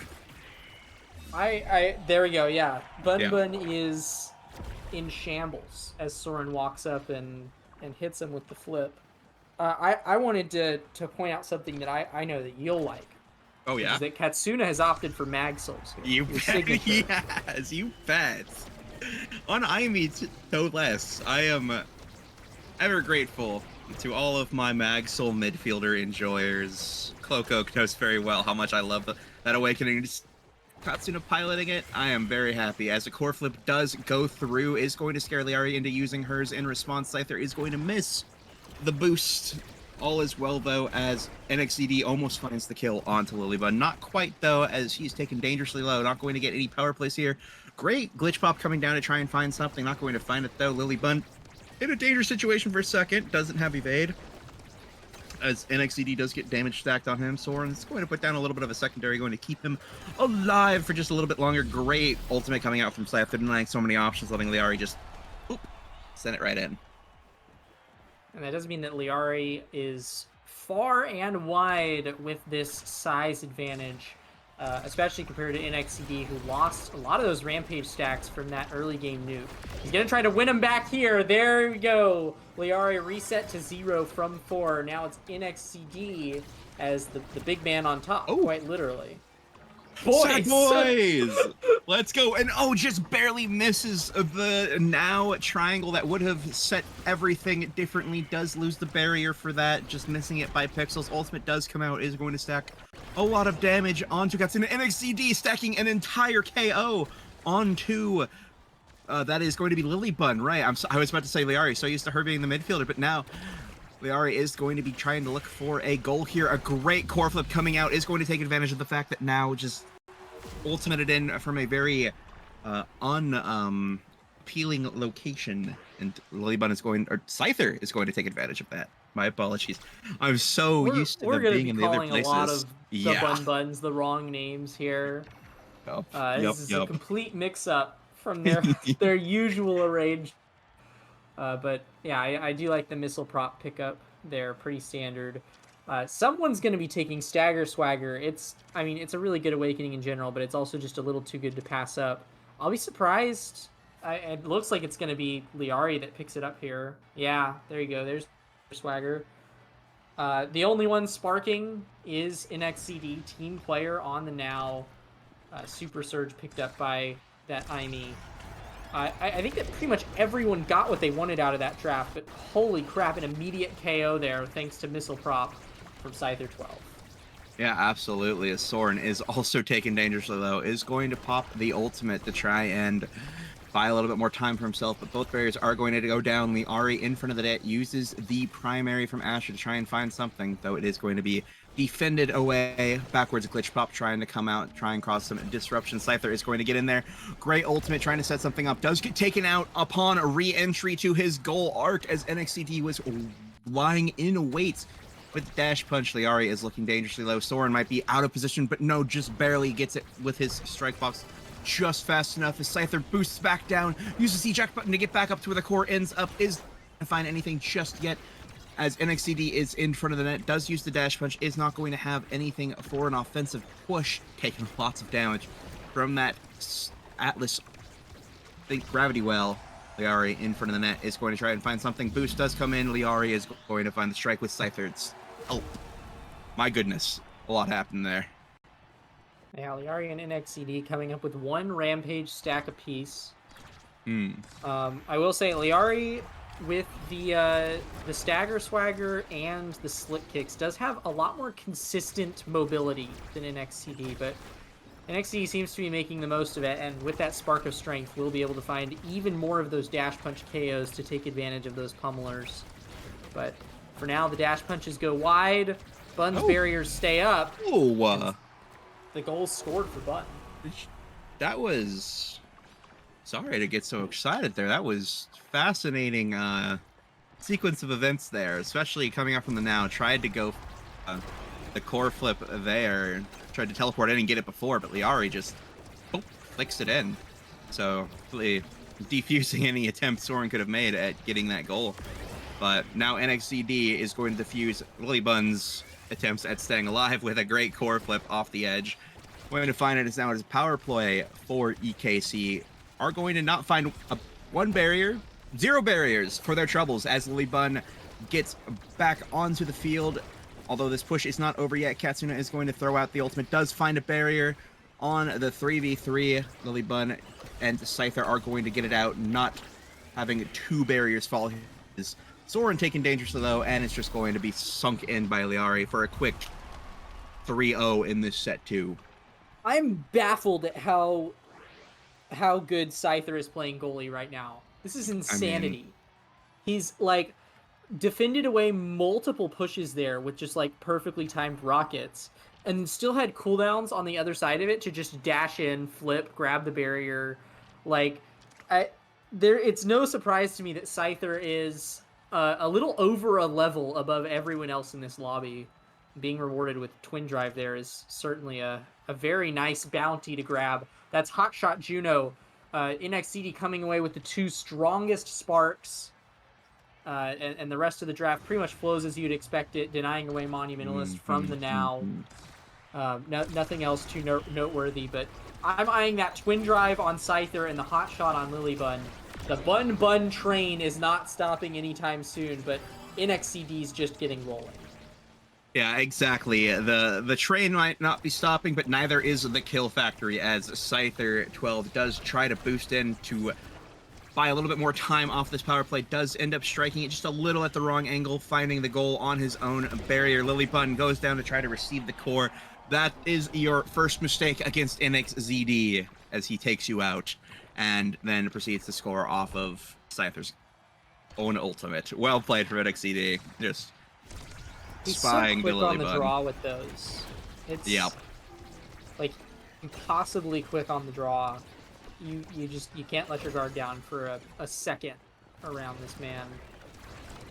They do get a strong offense here, but Soren defends it away very effectively, and it'll be back to a neutral state here. Yeah, absolutely. A neutral state achieved as both barriers on the same parallel are still up. Although Scyther 12 being abused out of his own core flip is going to lose the strike war out of it to lose his own barrier, but Liari is just in front of Soren's face using so many abilities, and a great analysis of the situation from NXCD is going to result in a perfectly timed dash, punch, stun, core go in net against Scyther. And that is that's going to be EKC up in points in a set for the first time this series. Yeah, Era's Kitten Club looking back in their prime again. It's good to see them making the comeback here. Might very well be a reverse sweep. Liari is currently pressuring Soren right now though, so the Bun Bonanza might just be back for revenge here. There is a flip burned. NXCD is staggered here. Burns the flurry to keep Liari at bay, but still staggered. Still staggered. Ooh. Burns the flip. What a... I mean, this dude's I don't know how young NXCD is, but I have to assume that he's the youngest person in the Omega Strikers community, because I don't think I've seen reaction times like this before. No, that was an incredibly smart core flip. It did keep him alive, and it kept Scyther 12 from securing the kill. Well done. The slime is going to come out, just keep bullying this Julie, who I imagine is going to find a kill before he is taken off the map. But that does not matter if Lilybun is able to find a beautifully placed score with Lilybun there. Both of them just doing a little bit of a passing play into a nice little bunk into the goal. Well played. Splitter is a freaking menace for anyone to deal with. The goal box immediately goes all in on NXT. That was personal. That was personal. Yeah, no. Scyther said, "How dare you try to kill my teammates in XZD?" As after that whole sequence, Lilybun is going to find a great score there. Well done from Bun Bun. And this is game kickoff. Point. Guess who's getting nuked on kickoff? When's it gonna come out, Scyther? You've got extra special. I know you got. Yep. There it is. Oh, almost get him, oh get no, him. my goodness! Kill that guy! Oh, he decides not to use the flip to say. Oh, NXCD unfortunately just a little bit too desperate for that kill. Does not find the kill onto Liari. She is looking quite healthy, but so is everyone else now. All of the earlier attempts at stacking damage and getting a KO, not quite successful for securing that goal. As of now, Primary is going to just keep sending. Oh, what is a very risky place to send it, in my opinion. But Lilybun and Scyther managed to navigate their way out of it with a well-placed core flip. There is a Blobbo coming out. The Blobbo fling NXCD in front of the goal. Just pushes in a good Scyther 12 right up to the line. Not much you could do in that situation. And Katsuna is going to keep EKC alive for another set. Yeah, nice set MVP for Katsuna. Lots to love about this draft as well. I think you kind of can't go wrong on the Aimi here if you wanted to flex into damage, which is exactly what Katsuna is going to do. Exactly what I was about to say. The Deadeye is there if you want to play damage. Third Spark denied away by Lilybun. NXCD will settle for Adrenaline Rush, which is not even a compromise. Like, that Julie still runs away with exactly what she wanted there. Speed on Scyther, unstoppable on the Now. I'm going to be honest, I think that Soren is the loser of this draft. Soren is not a loser. I want to be very clear with that phrasing. Soren's awesome. I love you, Soren. Definitely, I don't think he's going to be getting too much value out of that unstoppable. Maybe against Scyther, that's really the only character that I think he's going to care about with these stuns. But EKC is still very happy with their performance here, immediately getting a double barrier. There's an Adrenaline Rush proc for NXCD and a power play. Yeah, absolutely. I mean, and there's the ad rush, the second dash punch, use the score, first one for KO, maybe second one for another KO, or, just use the second one to score, just like that. Beautiful. Beautifully done. NXCD, of course, NXCD's thrilled to settle for ad rush, I think. Absolutely. As one barrier does go down, Liari now looking to take one against Soren. Might find one, gets a good stun, but it's just not enough. NXT does miss the dash punch on Lilybun, just in the right, good positioning, right mindset to dodge. Very good, as now the great boost into Rocket is going to secure the goal. Now out of position to really cover that one. Liari Core flip, send it in. Unfortunately, now it doesn't also die, but hey, what can you do? You can't have your cake and eat it all, right, Cloak? Whatever the saying is. I mean, yeah, I'd imagine you really can't eat any of the cake.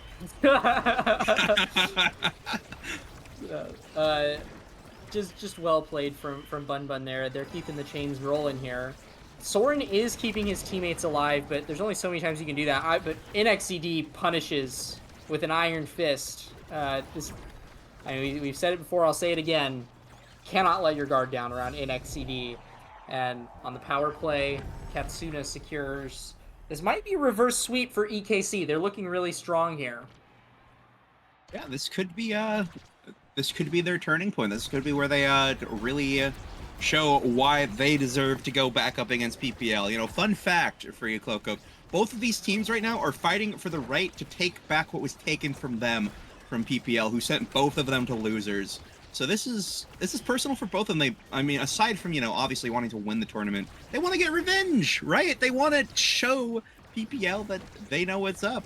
And of course, PPL is going to want to show boys. But hey, we'll get there when we get there, because right now it is an open goal against Bun, and EKC could be taking this, but open goal now for EKC. Yeah, these teams competing for the opportunity to give one another compliments in the next match. The flip does go wide, and EKC take another set here. Huge opportunities for scaling here.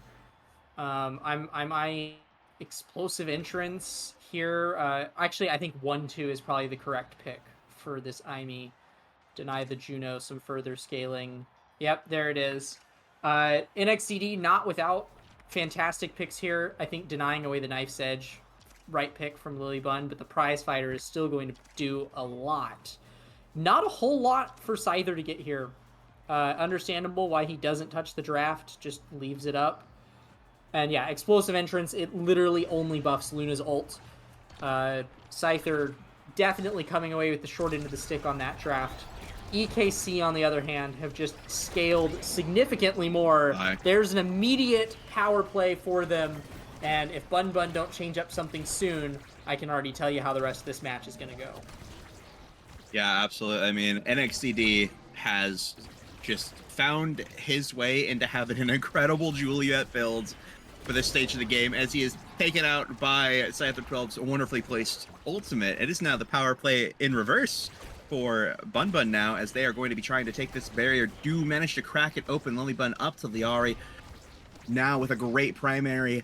IME running up at you with the core flip. Is going to get it through. Scyther staying up after the boost. Gets him through. Not going to find it. Lily Bun with a great evade is going to survive the Juliet onslaught. And it is now a 3v3. Once again, Rocket coming out. Not going to find a great Glitch Pop. Not going to secure anything just yet.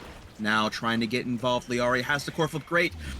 Slime pass to Liari from Lily Bun is going to secure the first point with the core flip. Really well navigated from Bun Bun there. I mean, it was such a downhill start to the point with the immediate NXCD KO. But, I mean, they got the revenge on him.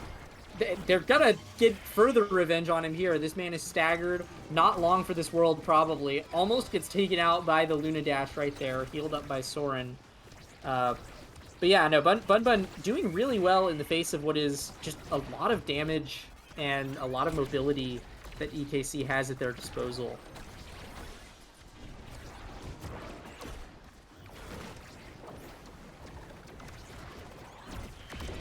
Did I die? Am I here? Is Psykeen here? Might have lost Psykeen. Oh no, I just realized what happened. I accidentally my mic, it's like cable is so loose that sometimes if I hit my desk. Anyways, that's what happened. It came unplugged, but we're back now, as I was just, you know, yapping about Liari almost getting taken out. I missed the fact that Katsuna just 2v1 on the other side of the field. NXCD does almost find the KO though, does use the ultimate to try and get Liari even lower now. Scyther 12 is going to boost. Finds one barrier, not going to find two, as he loses one for his troubles. Now almost taken out by a Stray Rocket, not going to be just yet. NXCD with the flip is going to take out Lily Bun. That Juno is dead, and almost uses the second one to take out Scyther 12, and now this is an EKC lead. EKC lead and a continuation of what's been a reverse sweep after those first two sets. It looks like they're just showing no signs of stopping. Here's another egoist proc for Katsuna. They do manage to damage him quite a bit there. He'll burn the flip, get healed up by Soren. Does get the first barrier down right there. But NXCD dribbling in front of your net is certainly a scary sight for anyone. We know he's got dash punch. I'm guessing we'll see it here in a few seconds. Okay, goes wide there, trying to catch the core. Gets saved by the sentry drone. And that is going to be all of the slimes timing out before they really get to make an impact here. As now Scyther is forced to use the core flip there to try and get a barrier, get some tempo for the team building, as Katsuna is taken dangerously low, but now is going to ensure that nothing goes wrong there. Barrier almost saved, but not quite enough. Straight through from the now is going to secure the goal for EKC as they get their chance to once again play against PPL in the losers finals. Yeah, I think that was a really well orchestrated comeback from EKC. It was such a dominant performance at the start for Bun Bun. I really liked the way that they took advantage of their early damage that they had.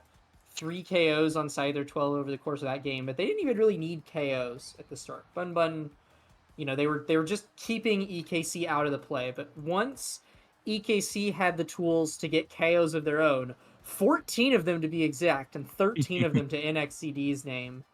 There was no stopping from there. Really, really, really well played. And NXCD on the Julie is always a treat to watch it cook.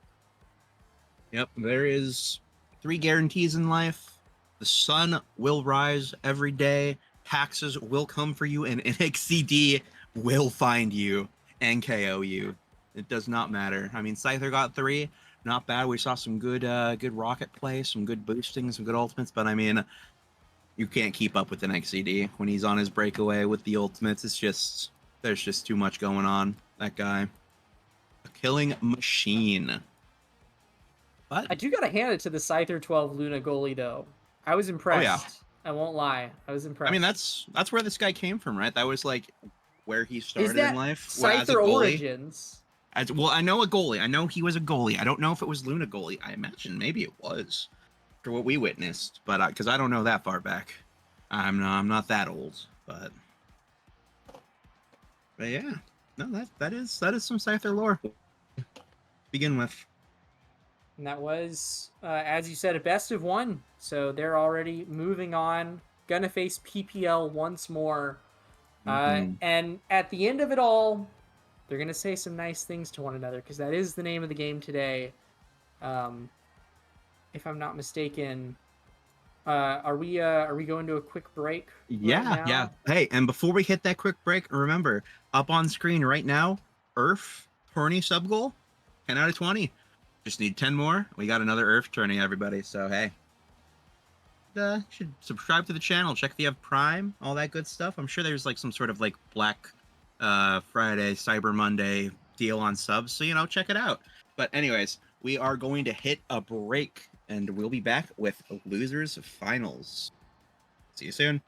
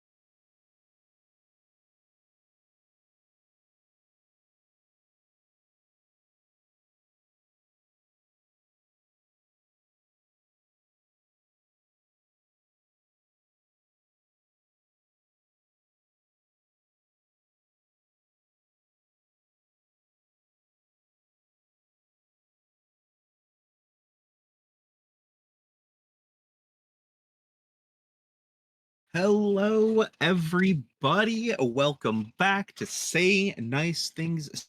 Say. I'm back at it again, Sykeem on the cast, but this time joining me, we've got Brando. What is up, Brando? How's it going? You ready to get into this EKC PPL game? I am so ready to get into this EKC game, PPL. I've been kind of following the, not intentionally, I just, every time I pop in, it seems to be an EKC match. Uh, but interested to get into this and interested to see where we're going in this best of three. Um, Looks like we are seeing a Julie Mako band going into Night Market. Yeah, that looks about right. Night Market, PPL going for that Julie ban. That is very smart. You see the things that NXZD can do on that character. It is scary. So definitely want to keep that one out of his hands. It is going to be Luna though, picked up for Katsuna. So that's always the coin that you're flipping, trying to ban EKC. Is it NXZD's Julie or is it Katsuna's Luna? Which poison do you want to pick for yourself? Especially with this Awakening start, you got the extra special, which is just going to mean more Luna ults coming through. But if you let that Julie through, there's that Adren rush, and like you're saying, XKCD makes it look so easy to get those KOs, and especially at Night Market, using that speed gate, they grab that Adren rush. It's just, if I imagine they're trying to avoid the non-stop kick punches. Oh yeah, absolutely. I mean that is the bread and butter of NXZD. But PPL, they are picking up that Aimee, right? And they've got the Estelle Kazan. I mean, I have a feeling that this is going to be the Bloom Aimee, Average Alex, Estelle, Fiery Kazan, of course. And Soren's sticking with that now. Seem to be enjoying that pick last game. That is what they're just coming out of. Facing off against Bun Bun. But you know what? That reminds me. This is a little bit of a revenge match, right? They come back because PPL is originally who sent EKC down to losers. So there's a lot on the line for EKC here. Maybe that's what's been driving EKC this entire time. It's like they have to get their revenge on PPL. They have to get to this loser semifinal, and they have to go through this redemption arc. Yeah, and hey, we'll see how redeemed they might be able to get, right? Because, I mean, this is... Maybe they've learned something, right? Who gets the privilege to go up against Sad Boys and say nice things to them when they win or lose, right? It's what this is all about. And after that last game, maybe they're thinking their strategy is just go with that damage. Of course, that Luna, I imagine goalie, with that extra special is going to be popping off. But picking up that X in the forward position, Luna now kind of chips him down. X Maximus finish him off. But that now's healing might actually be coming into play because Aimee and Estelle kind of can just dish out quite a bit of damage. And it seems like it comes out of nowhere, both of them with their blinks, their range of projectiles. But we will see kind of who can take advantage of this map and these awakenings. Will it be a core control? I'm imagining actually a lot of damage coming out from both teams, if anything. I honestly think it is just based on this draft that I am looking at and what I know about the players. I think this is feeling very EKC sided. I think now is a little bit of the difference maker here in this comp, I think, because it's going to allow both Luna and X to do a little bit more than the entirety of PPL can accomplish. I think it's going to enable a lot. We'll see, because Fiery is already picking up that vicious fan brace, already knows he's in for a long one. Average Alex is going to be taking those bag souls. Of course, Bloom in the net with Strike Shot. Soren is going to be running the momentum boots, and okay, Luna takes mag souls here. That is something I wasn't expecting. I've been seeing a lot of people pick up the mag souls lately, especially the midfielders, and maybe it's something with Night Market getting the speed boost from mag souls and that speed gate will just let them position like that much quicker to help out with the offense, fall back to defense whenever they need to.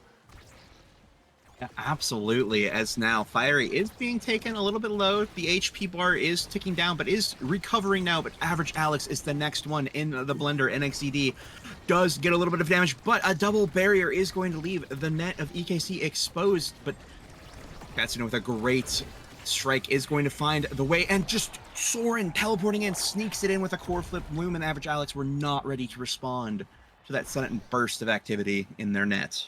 Yeah, and like you were pointing with that, Fiery was taking a lot of damage. I think there were twice they kind of got down a half stagger, but that vicious Vambrace coming into play, letting them heal up quick. But once that damage switched over to Average Alex, doesn't have the Vambrace, doesn't have really any form to heal, had to fall back, had to go back to that stagger orb, and try to get the heal. And just in the 14 seconds it gets for me to talk about that, EKC does it again, dish out damage, get a KO, and sinks it right in. It feels like the same pixel was scored on as well. Just that little bottom corner there, just sending it straight in. But no, absolutely, the damage is being piled on, and the Vambrace it's something, but it's not enough for the rest of the team who is being taken out. Average Alex so low now. Bellringer is going to bounce them around. The now primary used with perfection from NXZD, placed with perfection by Soren. Going to be trying to find this goal now. Average Alex is taken dangerously low, being bell rung around the world. Katsuna does get down into the weeds, trying to get it out, dig it out now in perfect position. As now the score is being just tossed around. NXCD is going to find the goal. Bloom trying anything, not able to find it though. Excuse me. Yeah, I think unfortunately, just from the side of PPL, they kind of need a scale in the healing. They're looking for like a stagger swagger or even like an unstop to fall to Alex, and doesn't look like any of survivability comes up. Spark of resilience maybe, but yeah, just EKC being able to dump damage onto the IME, forcing them to run away is kind of the name of the game at this point. And is there a way for PPL to overcome that? I think there is, and I think it's going to be very hard though, because they're going to need to survive this next set. They are going to have to come alive with a little bit more awakenings, because I don't think that you can core control your way out of this situation right now, not with what EKC was able to draft. So we'll see if they can. NXCD is already going to be taking Average Alex so low now, is going to keep NXCD popped up there, as Average Alex is going to find an orb, and it is going to reset some HP there. But it is an open goal now for EKC. And no one currently Caster's Curse. Caster's Curse. I would say no one's staggered. They can make the play, but unfortunately, Iyuko Kita does find the KO on Fiery. And that is going to be Fiery respawning now, though. The power play, EKC was able to find the goal barriers. So it is open goals on either side, and Fiery, great positioning, great place, right time, is going to find the goal there. Just a closed strike, that's all it is needed out of this Kazan character. Yeah, and it looks like their name of the game here is get to the core to the other side of the field and just keep possession, make that X fall back, and make them make Kita, make now burn their abilities defensively and not for damage, just so you can survive and get those barriers and keep that forward progress going. Oh my goodness. I think you're absolutely right, Brando. The name of the game, keep it on their side, because I mean, when Fiery has the chance, we just witnessed what happened. That is a double barrier taken. It's from this Luna, from this now. And there's a power play now for EKC. Unfortunately, PPL just was not able to keep their lead that Fiery bought for them. Average Alex has respawned now, but at the cost of Fiery's entire HP bar. Almost does go in. That was an incredible attempt from Fiery. Not going to find it though yet.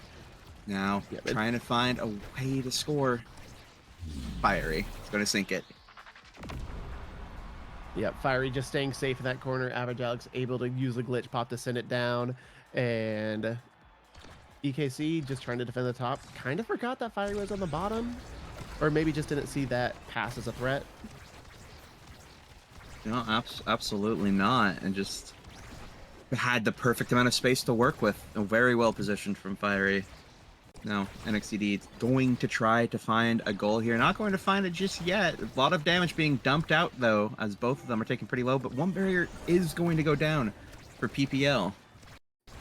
Yeah, but Fiery does get that control. We've kind of see once Fiery can get the core over to that EKC's goal box, they can try to make something happen, but probably not. Probably a little bit difficult when all three teams, members of EKC, are there. But PPL able to find the KO, but EKC returns the favor and turns that power play into a 2v2 now. Yeah, and it looks like EKC is going to be on the losing side of that 2v2. Luna now taken out. Luna dashing in, trying to find a little bit more core control for their team. It is nobody back on the field as we enter overtime now. Luna does have the core flip, can make something happen. The ultimate does come out, is going to send Fiery to his doom, as now the Night Market bounce is just going to secure this set for PPL. That's 1-1. That was an insane Night Market angle, and yeah, we were kind of saying it was going to be difficult for PPL to find their way out, but they do manage to take the set. And the Stagger Swagger does show up. Is Alex going to go for that? Are they going to, or Egoist? There's a couple good options here. Yeah, there is. This draft looks really good if you are PPL, but also kind of scary for them if they don't navigate it correctly. Luna is going to get the missile prop. That Stagger Swagger definitely a counter to all of the damage. Big Fish, that stagger option is just going to be taken by Soren. EKC under the win condition that they want to go for, and NXTD is going to be getting that second spark. That is something that PPL is going to have to respond to sooner or later in these future drafts, especially so early. He already has 2 sparks. Yeah, and they're already kind of down in the sense that X is notoriously known for scaling at a damage. So already giving up 1 set. Luckily, that first set just gave X the stagger spark. But like you said, now they got the speed spark. They're going to be able to chase you down quicker. And there's always that threat of spark of strength looming and just making X hit that much harder. Exactly. And I mean, God forbid that you get both the spark of cooldown and the spark of power in the same draft, because that would just be an unwinnable situation. But I mean, speaking of being put into an unwinnable situation, a KO comes out onto Luna. Not much she could have done about that one as Fiery cracks open the gold. Imi ult does come out, defended away by Soren, but it's just going to slip through NXTD, who had core flip. Soren probably expecting his forward to use the flip, but you should know better than to trust a forward to flip in the net. Never trust a brawler to flip in your own net. ABAB. I say that as a forward. But Luna returns that in fold, just right off spawn, taking out Fiery. Just a beautiful KO. I mean, that is what you need to find here on this power play, right? You need to find some more damage onto Alex, who almost gets taken out, but is just deep, just the right amount to stay alive as Fiery is back online. The ultimate does come out from Luna. Not going to find anything just yet as no barriers fall. Yep, and Fiery just kind of barely missing that little bit of the barrier. Kita is kind of at a wash here. They got KO'd immediately and then got that 1 KO at the start of the set, which basically just washes out their prize fire stacks to the one stack they had. So if you can get another KO, take away that damage, but there's also that missile prop and extra special combo coming up. But Fiery, like we've been saying, PPL keeps it in that EKC's goal box, and Fiery will make something happen with the backup from Average Alex and Loom there. Yeah, Fiery is just so masterful at, once the space has been bought for him by his team or otherwise, just winning these interactions against Soren. I mean, every time Fiery gets uncontested core control, that is 2 barriers and just a threat on Soren's entire being. So now it is open goals after this power play ended for both sides. We'll see how this shakes out. 2 core flips on the board. But one of them is on the staggered Fiery, with X really lurking for that kill. Fiery hoping they could get it through, doesn't see an opening, and unfortunately does not get it through with their flip. But does stay alive and get their stagger back. Can they make something happen here before they get staggered again? We will have to find out. I mean, this is just they are trying and fighting for their lives here, trying to find KOs or damage, something to happen. That is one core flip down out of the bank from Loom. Now, against a Now who has a flip of her own. The ultimate does come out from Luna. Not going to find anything just yet. Secondary. Oh my goodness, what? That is an EE blink from Aimee to get the KO and sink it in. That EE pickup, Wow. I think, is what gets the KO there. I mean, I don't think anyone saw that coming. I mean, Sword sure did it. He got owned by it. Wow. But, I mean, this is going to be Fiery up first. That is the Spark of Strength. Somebody's going to need to take it. Unfortunately, NXCD is all the way at the bottom. That does allow them to get Monu. Oh my. This could be a very bad, very dangerous draft for PPL. Okay. Yep, I was like, they have to deny both Spark of Strength and Perfect Form in this scenario, and the Deadeye. So, yeah, PPL kind of got locked into there. Nothing too bad. Deadeye on the Aimee. Like we saw, Oh, yeah, that's Aimee still great. Aimee can do a lot of damage. In Perfect Form, good on anyone, especially Kazan, who famously has 2 forms. So even though it does seem like they played into the deny, I think PPL still walked away pretty good in this.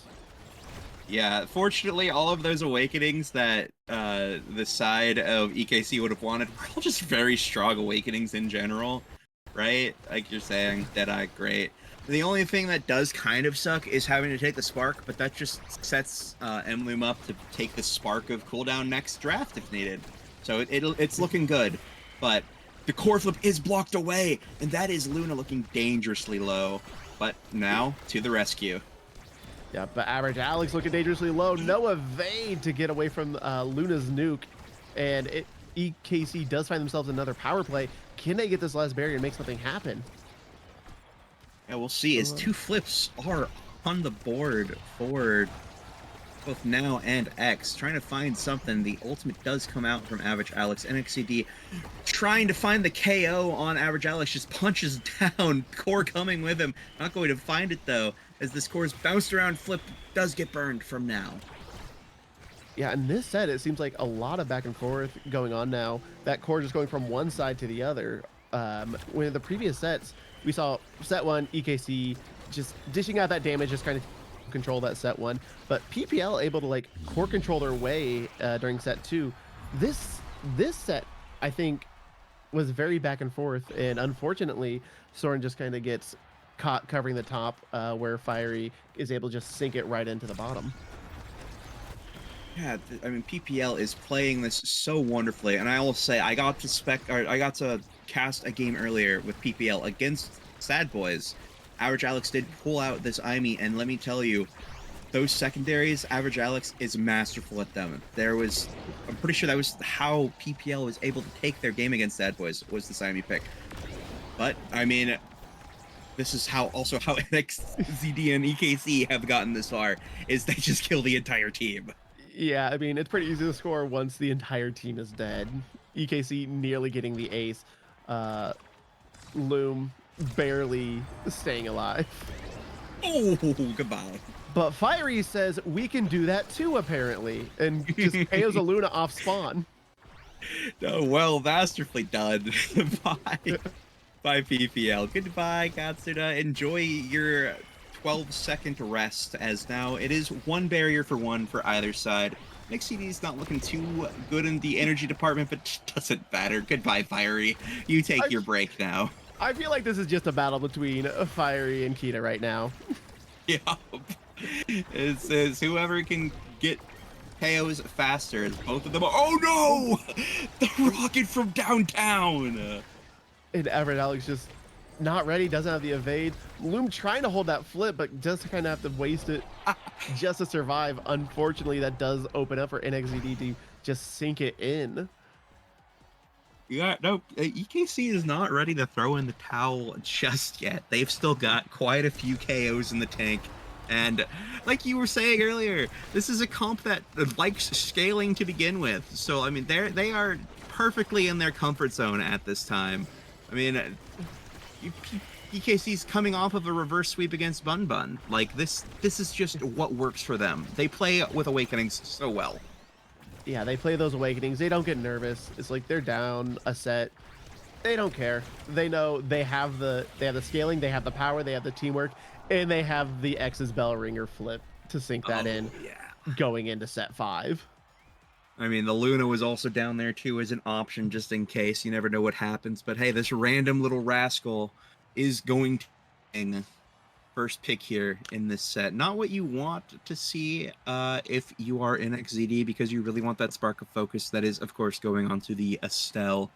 But not a lot not a lot of interest in this draft, right? I mean, there's Fight or Flight, which is cool, I guess. Super Surge, which is cool, I guess. This is actually a very good draft for Imi, I think. Lots of things that you might want to pick out here. Does opt for the Timeless Creator instead of the Super Surge. Already has that Dash Awakening from earlier. So, Unstoppable on Luna, though, is gonna be a lot to deal with. Yeah, gonna kind of negate Fiery trying to get those KOs right off spawn like we've seen a few times. But yeah, that Vicious Vambrace coming into play. NXZD just kind of beating up Fiery off the start. Gets almost staggered, but Fiery now back to full health. Pretty much just with that Vambrace. Yeah, that Vambrace pick proving to be a very big pickup for Fiery, keeping him in the play so often against this team that wants to stack so much damage on you. But as we get into the set 5, there are only one barrier left for either side. NXCD trying to find the barrier with the help of Luna. Not going to find it just yet, but they will find a KO together. And now they been in this situation before. Try to get that striker advantage, get the barrier open finally, but Fiery's taking a lot of damage. But does XK and Loom taking a lot of damage? Does XKCD have the ability cooldowns? But once again, Fiery just proving, just if he has any time at all, he can score. But Average Alex, unfortunately, in the net, good at the defending, but unfortunately not enough to handle this Luna. The ultimate coming down was just too much for Alex to deal with. Yep, I think they had the right idea. Tried to evade strike, but just couldn't get the timing, couldn't react quick enough. Mm-hmm. Absolutely. So now Luna is going to find that goal. Almost finds the other barrier with the help of NXZD, but not quite yet. Now primary used for that core speed. Now getting involved in the play. Luna going back, has the core flip, uses the ultimate, but that is just Fiery ready to be executed by another means with a little bit of cooldown from using that evade already. Is almost taken off the edge by Luna, but not quite enough. Is going to restore some HP already unstaggered, but that is an open goal with an X with core flip in front of you. Tries to take out both of them with a punch. Core flip combo, not going to find it just yet though, as EKC is now got the core on their side of the field. Yeah, and now that EKC is kind of scaled in that damage, it's harder for Fiery to get that possession, get that space to like play with the core in AKC's goal box. We saw he was able to do it there enough for Average Alex to heal back up so we can kind of get back to a net neutral effectively. But now they do have the barriers open. Can PPL make something happen here with not with an XNXZD in your face, unfortunately. He does get it done. Brawlers get it done, and NXZD is very well known for getting it done. As the energy advantage is on the side of EKC. This could spell disaster for PPL, but one barrier does already go down for them, but so does their Imi, and now it is a power play, and all of the advantage they possibly could have gained is burnt through. Yep, and Fiery tries to go for a cheeky little KO on staggered NXZD, but they do have a now on their team that'll just heal up. Oh, goodbye. But Bloom says, don't worry, I got you, and just is able to snipe NXZD, just standing too close to the edge, trying to get to the core. As some might say, noob down, but that guy has respawned now, and we will see just how much damage can come out swinging here. Does pop the ultimate immediately, not going to find very much for it. Luna did throw down the big bomb, but nothing was found for it either, as this barrier is still standing. NXCD and Kitsuna trying to find a way through, not going to find it as Average Alex, just unfortunately with the angle, is not going to be able to find this barrier, and we are still standing at a 1 barrier stalemate in this game. As we hit overtime, Wow.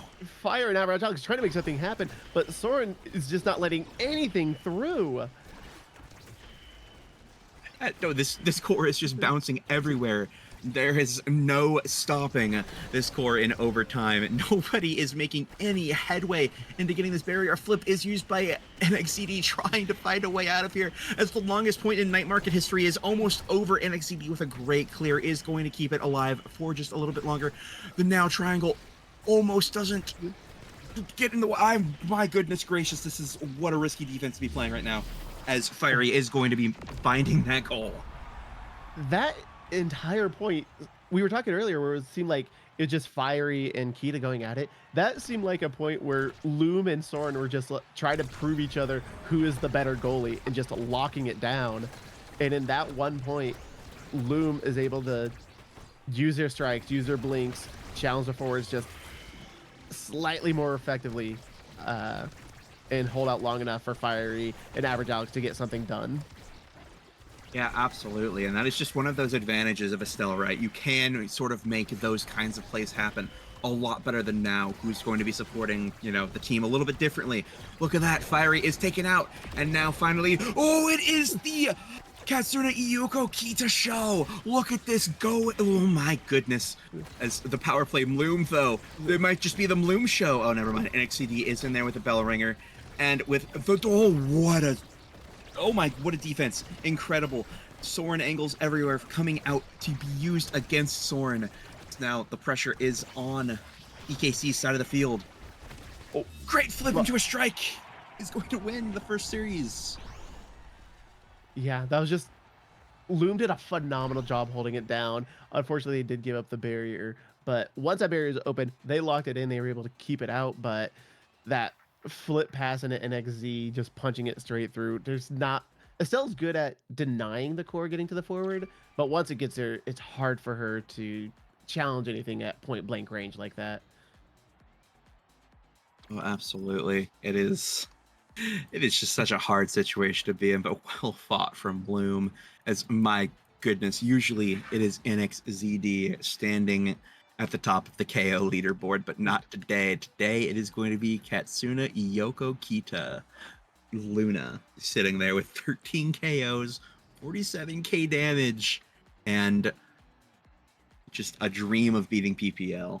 My goodness. Yeah, it looked very scary for PPL after that first set with, like, first set, minimal awakenings, EKC already dishing out that damage, but PPL set a game plan, keep the control, stay alive as long as you can, get it to Fiery up in the box. They'll play it around, get Alex up there to help, and just force it through when you can. And they fought it back, but unfortunately for them, EKC does have the damage. They got so many striker advantages. Like we said, 13 just from the Luna, and then 47k damage, 43k damage out of their forwards, just proving a little too much for PPL to deal with.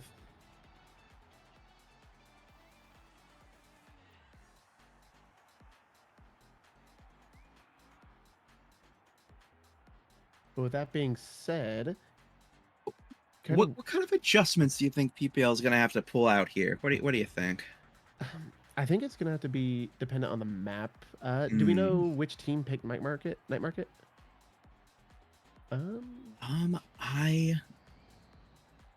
I think that is going to probably be EKC, if I had to hazard a guess. They probably picked Night Market there. So I imagine the next map pick will be coming up. Oh. Yeah, I'm getting word, actually. It was PPL who picked Night Market. So that is unfortunate to lose on your own map pick, but now EKC is going to get to swing back with Atlas Lab, I believe, is the next game. So we'll that is a scary map. That's going to be very scary for PPL. You're asking what are we thinking PPL is kind of looking for to get the second map? I think it is going to be an uphill battle with the EKC's map, with it being at Lab. we've already seen how much damage they can do without a black hole. So they're gonna have to be very aware of their positioning, and we've already seen PPL is really good at prioritizing their drafts, and I think that's kind of what carried them so much in the previous game on Night Market. Is they drafted so well, they were able to deny uh, too much damage going over to the side of EKC while still ending up with good awakenings for everyone. Mhm. I think that's kind of what they're going to be looking for. Um, you're hoping for like a stagger swag or even a unstoppable starting awakening, I believe, just to help mitigate some of that damage. But I think it's going to come down to their drafting and denying the damage for EKC while still being able to get good value out of whatever you're denying them. Yeah, absolutely. I mean, you're gonna have to navigate this very carefully if you're the side of PPL, right? Because I mean, it would be such a blessing to have a stagger awakening in the awakening starts. It would definitely be a leg up for them.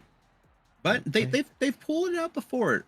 PPL is the team that sent EKC two losers off of a 2-0 victory. So that they've got some sort of plan. They have to have something cooking up that is special for this so Atlas Lab game. So they know they can do it. Mm-hmm. It's does the draft believe in them as much as they do? And I'm kind of curious if Fire is going to go with another Vambrace, just knowing what EKC is capable of, but it also will just kind of depend on what characters, what strikers EKC decides to draft.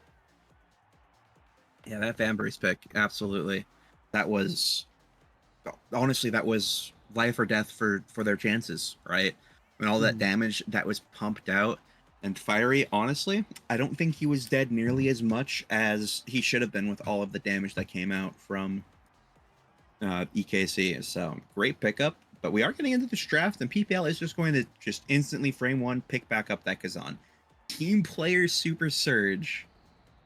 I hate this if I'm PPL because this is a great draft for a lot of Soren's picks and, well, I mean, some of the rest of their team's picks, right? Because Super Surge is going to go to NXZD, who's very clearly so PPL does end up taking the Zentaro. Absolutely, yeah, that makes sense. What? You don't want NXZD on that Julie with a Super Surge start. You definitely do not want them on Zentaro. No, not one bit. But I do wonder what striker pick that leaves NXCD, because I mean, Super Surge, I don't think it feels very good on anyone else. Oh, a Fenny. So do we have an Imi okay.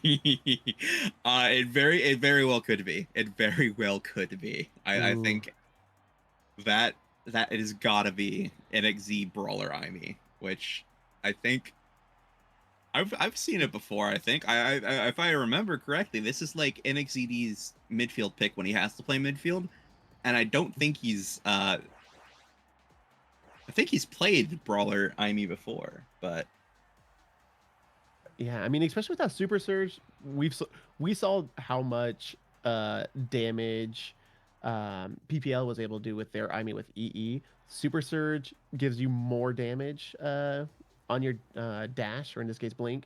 So I think NXZD, if they hit those secondaries, we're gonna see some PPL flying off the map. Oh yeah, absolutely. And I mean, yeah, them locking in the Now and the Soren, I mean, that's just eliminating Soren's entire goalie pool, right? Like, what's he going to do if Now and Zentaro are gone? He's going to have to play Finny with the strike shot into team player. This is going to be a Luna with the pump, double pumps coming out from the side of it from EKC. This is gonna be bloody. EKC is looking for blood. PPL does have the Now for that healing. They do also have that team player Kazan able to red core with those strikes. like we see right there, just being able to cross it across the map. And I think PPL's game plan, I don't think it's going to change. Get it up front, let Fiery and Alex hold it, and get EKC to just use their abilities defensively. Oh, this is also, I was so focused on the fact that, you know, Soren, Finny, NXCD. I mean, this is Bloom, Kazan goalie with team player pauldrons, and Bloom is not unfamiliar with the Kazan goalie pick. This is something that he is known for playing. So this is like a beautiful scenario if you are PPL. So yeah, so this might be EKC's map pick, but team player Bloom picking up the Kazan goalie, Fiery on that Zentara with a super surge start. This might be PPL's comeback. We were talking about their survivability, but just with how much they were able to deny EKC, that this might be their win con here. Is just take their characters. It very well might be. I mean, this is going to be a great game to watch for PPL. I am so excited to see what they cook with here. As Luna, though, is going to use the core flip, is going to try to find something. The Now Dorito is going to prevent anything from happening. As Fiery takes NXCD off the map and just uses a bunch of dashes to get into the goal of EKC. Yep, Fiery using that passive and then just popping that secondary just to be safe, making sure Soren doesn't try any funny Soren tricks. Yeah, absolutely. And Soren is quite the trickster, especially on this Finny. Really taking the method acting the character to the next level. But one barrier does go down. That goes 2 barriers. I think even aided by NXCD there. I can't be sure if... I'm not sure. Either way, there is an open goal now for either side as NXCD and Luna are posturing to try and find something. Soren is going to find the clear. Yep, and Fiery trying to keep the core over there. Unfortunately, Soren able to find those clears, get it away. NXCD does flip, drop the turret, but Loom able to clear it out and shoot it just around the black hole into the bottom of that goal where Soren just could not reach it. Yeah, I mean, and that's just going to... That's going to be the set for PPL here. Just a clean 3-0. This is going to be the Fiery MVP, so we'll see what he decides to pick up. He does already have that Super Surge, does opt for the Stagger Swagger. A smart choice, although with the idea behind the team comp of EKC, I don't know if it'll save them too much, because they're going to be looking for those KOs. Big Fish taken from the Finny. Yep. Although... I'm wondering if that Stagger Swagger pickup from Fiery is...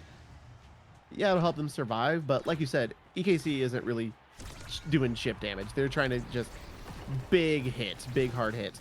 But I think it's more of a deny because with that Super Surge and top, doing a lot of damage as we see there, that Stagger Swagger may be more of a deny than a survivability pickup on the side of PPL. That is a great point, as NXCD is absolutely destroyed by the Centauro, and Luna is up next, almost being taken a dash. So confident in the positioning that because it doesn't even try to evade, but Fiery is going to just strike it through and going to find the goal. Yeah, and we've already seen how in the previous game how quickly like one team can look dominant one set, but then the other team completely just coming back, bringing it around. So far, PPL looking very comfortable on this kind of notoriously known as a damage map. Granted, now it probably feels better for them to be the ones dishing out the damage, and it doesn't seem to have too much to worry about getting the KOs. Average Alex is taking a lot of damage, but there now they can just heal it right back up and get right back into the action. Yeah, absolutely. But there is 2 core flips here and a power play on the side of PPL. Maybe both core flips will have to be expended here for the defense, but almost with a great rocket just inches away from success. The power play is going to end here. NXCD and Luna being taken already to half upon respawning. Average Alex is looking dangerously low, but you can just throw down your secondary, heal yourself, and stay in the play all with one action. Soren with a very impressive sequence off of that primary is going to try and find a way to get the clear. Not going to find it just yet, and Fiery is going to be bounced around all over the place into their own grave. Yeah, again, Luna just has those snipes. See that Fiery, it was a little low, wasn't fully staggered, but Oh, Luna primary with that pummeler's knockback, able to just finish Fiery off, but EKC able to get the barriers down, but not able to score with that power play. And there What? goes Fiery again. I am sorry, but the way that Fiery died, did Soren throw out a card before fight? I don't know how that guy died. I'll be completely honest. And you know what? Luna's going to score with the boost. So I was you gonna say, know, was it a Luna missile, I thought? But either way, Fiery coming back, immediately taking a barrier. And yeah, there's a lot of damage going out on the side of PPL, even though EKC, like we saw last match, able to do a lot of damage, but they're PPL keeping so much control on the EKC side that Finny secondary and primary just not able to do much offensively. But NXCD says, does not matter, flips, gets the goal, and takes it 1-2 in the second set. it's so impressive. EKC really just found one source of inspiration for their play, and now they are using that tempo to really just push everything on the side of PPL, and a KO is going to come out on to the now, and now this is going to be a core flip use from Emblem to try and keep the goal untaken, and in fact it's going to be rewarded with the barrier off of this power play. Very impressive coming out from PPL, as now it is EKC's goal that is open. Yeah, although not a lot of evades on the side of PPL. If EKC wants to get the KOs, now might be the time. And it looks like they are trying to go for the Fiery, but again, it's good to have a now on your team. Yeah, absolutely. I mean, Fiery is just probably begging for that ultimate CD to come off, but hey, is going to manage to stay alive here. Is still looking pretty low, not going to be forced to use their evade just yet, not unstaggered, but now a whole bunch of damage is going to be coming out as EKC tries to find this last barrier. Not going to find it. A pass down straight into Fiery's hands, into the now. Primary is going to set up PPL for a couple of potential scoring situations. An Emblem with this team player Kazan, it's just never staying on the side of PPL for long enough, as Soren burns the corn flip, does not get a goal for it. Yeah, PPL has the damage with Fiery on that Zentaro Super Surge. They have the healing, the survivability with the now, and then they kind of have just the forward pressure of Kazan basically just be able to strike in red core for free to get to the other side of the map as quickly as possible. It seems like just about everything is going for PPL. I mean, it is just looking very up for PPL. Bloom with the beautiful backline, Alex with just this now that can keep Fiery alive. And that is going to be the barriers opening, though. Bloom does have the strikes to get it out, does have this team player that he can work with. As Luna does get the ball to NXCD, NXCD trying to find his way in. Katsuna does pass it down. NXCD does lose the strike, where is trying to find a way to get it out of this midfield situation that they have found themselves in. Luna does dash down. Fiery also dashing in, finds a kill. Luna does burn the flip to keep it out of Fiery's hands, who does have this core flip in front of the goal card coming out from Soren. Not going to find it just yet. Knows that Soren doesn't have that card and shoots it down. Is going to find the goal, and that is set 2 for PPL. Good call on Fiery to know when they can, how long they can save that flip for. There were a couple times I thought they were gonna try to use it to make something happen, but they were patient, and getting first pick in this draft, being able to pick up that perfect form, is gonna feel really good for PPL. Gonna feel kind of rough for EKC, but they do get Deadeye Luna though. Yeah, I don't think you can feel bad when you've got Deadeye Luna on one of the more infamous Lunas to get Deadeye on. Like this Katsuna Yoko Kira, this Luna is going to cause a lot of damage. If there's anybody who knows the kill ranges on Deadeye Luna, it is Katsuna. As we get into this next set. Yeah. And if EKC can get the win here, get into another draft, extra special is still up on the board. And yeah, if Kita can pick that up, just nonstop evade tax. You know what? Maybe Kita doesn't need extra special. No, I think they're gonna. I think they're killing just fine. they are doing a-okay for themselves as the KO train just does not end. Average Alex almost being taken out. The Finny ultimate is going to be placed. A good secondary is going to be struck through from Fiery, well placed with the strike. NXCD does throw down the Cyber Wall Sentry. Glitch Pop not going to find anything just yet, but a great primary from Soren, sending it straight through. Average Alex just in time with the secondary. Nullifies the option. NXCD looking low with the staggered back pass from Average Alex. Greatly done for the mega fast core speed. Yep, and that's something Average Alex and Loom have been doing quite a bit. Those back passes solely to get that core speed out of Kazan. And it seems to be working, but now EKC with the power play, striker advantage, and a flip, but a flip in return saves it. And Fiery's back up, and it's an open goal on both sides here. Oh, wow. And they are just going to use the strike ladder to get it up there. 1, 2, 3, all the way up and into the goal. And that is going to be PPL taking this first point. Yeah, it's like that. Now that it seems like EKC has gotten that kill pressure with on the Luna, it seems like they're a bit more comfortable again right there, able to get those KOs and kind of like start their game plan going again of what we saw last game. Get those KOs, get the striker advantage, and then make something happen. But PPL able to hold off on these 2v3 scenarios very well, and kind of limiting the damage that EKC can do. Absolutely. As damage is being done now, the 2v2, Bloom, Average Alex, NXCD, Yoko Kita are going to lose their barrier in that. Ultimate does come out from the Luna, trying to find some great secondary coming out from Soren. Is going to keep this barrier alive, although Luna is being taken dangerously low. Katsuna, though, almost takes out Average Alex.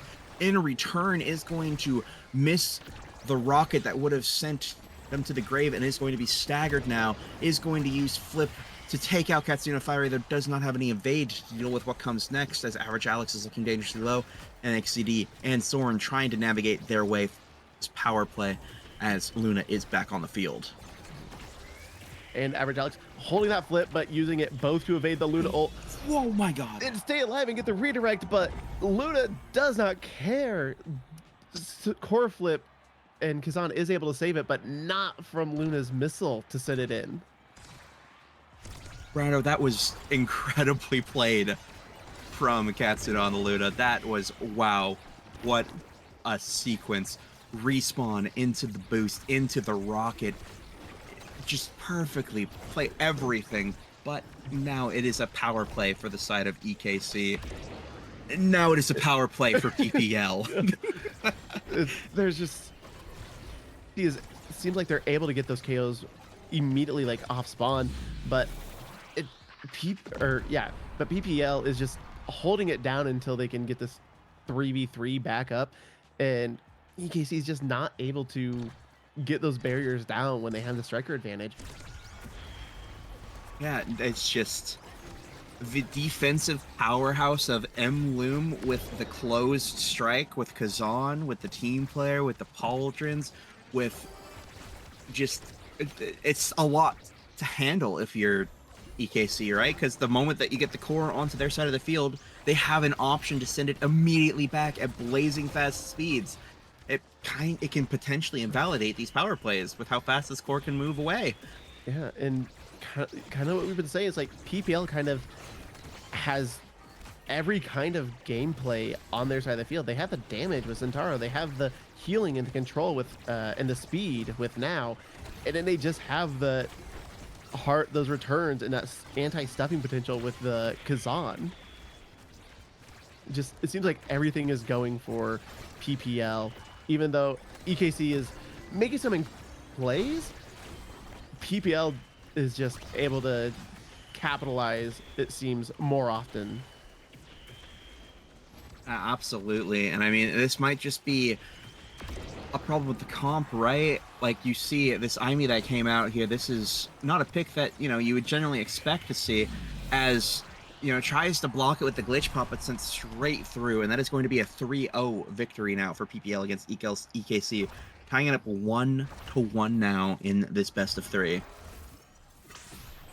And you know what?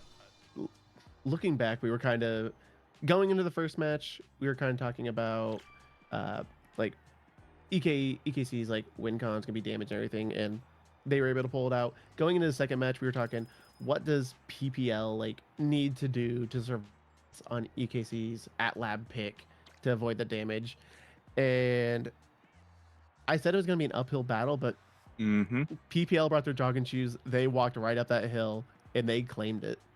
And we are going into this third match. They certainly did. And you mentioned, I believe, earlier that like a good strategy for PPL to pull out would be to like limit the picks that EKC can do. And I think that played off perfectly. I mean, they took a lot of options away. The draft was majored. It being team player super surge, just like awakenings that aren't very strong outside of a very like on brawlers outside of a couple of them, all were taken away. I think it was just a great draft from PPL and a hard one for EKC. Yeah, from the get-go. And with both these matches, we're kind of seeing PPL is they can draft very optimally, both getting that value and denying EKC from building into anything. And we've kind of been talking about their win con being controlling the core, keeping it on the side of EKC, so Fiery can control it around, AverGalaxy can back them up. But I think their win con is just scale off of the drafting, because they are phenomenal at it, picking up right what they need for their characters and denying EKC from getting what they really want, and kind of not even letting them go to their second picks, like third, fourth picks for their awakenings. Just they're so smart with it. As I mean, and I think they're going to have to be, given what game 3, what map we're going to be playing on, right? Because I mean, this is going to be we're going to Inky Splash Zone for game 3. What do you play on this map? What do you do? You roll the dice. That's what I'm thinking, right? So they're gonna really have to work through this one, right? Because I mean, it feels like it's such a snowbally map. It's Rampage Primetime as well. Well, with it being a one-berry map, Rampage isn't too much of a threat. I'm imagining a very heavy goalie game, because like you said, it's a very snowball map. Once that barrier goes, you're giving the other team a new weapon to use. And I think we're going to be fighting not so much very defensive, but goalies fighting for their lives and expending everything from keeping that one barrier from going down.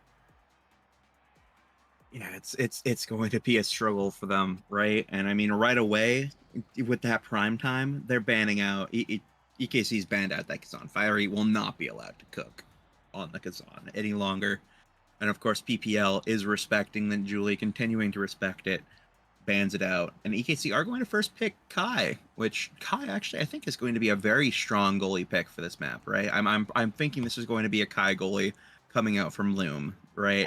I would imagine Kai goalie has that speed, has those projectiles to really increase their range of influence and be able to keep the core away from PPL from trying to get anything set up from Fiery closing in. I definitely think it's going to be the pick, right? And plus, yeah, you can really help out up front. But I think we're seeing Rasmus and Estelle coming out from here. Oh, and that is my mistake. Actually, it is not going to be Emlyn with the Kai. That's going to be potentially Soren, I'm thinking, because it is a primetime start. I believe Soren is going to be a primetime Kai enjoyer. So I got my teams mixed up. That's on me. Yeah. That's going to be Rasmus Estelle for out of 3 games. This is I believe the first one PPL is going on red team. Yeah, you're right. But PPL picking up the Rasmus and I assume this Estelle forwards. Estelle, especially in these open maps, really notorious for that kind of range pressure she can provide. And Rasmus stuff it in with the primary, get some nice finesse plays going off with that death touch hook, just kind of juke the goalie. So the PPL, I think, is really going to keep Soren on their toes going into this match. Oh, for sure, absolutely. And also, I think that Rune pickup is going to be very interesting. I saw Rune. This is what PPL PPL played against Sad Boys, and they had a strong showing against them on this Rune. So excited to see it come back out. Maybe this is what they will use to slay EKC when send them to super losers, which is you're knocked out of the tournament. So you load in. But like both teams here have something to prove. PPL wanting to prove it wasn't a fluke that they sent EKC down here. EKC proving that they deserve to go on to the finals, to the winners finals. Right. I mean, both teams so much to prove, but only one can prove it. We'll see.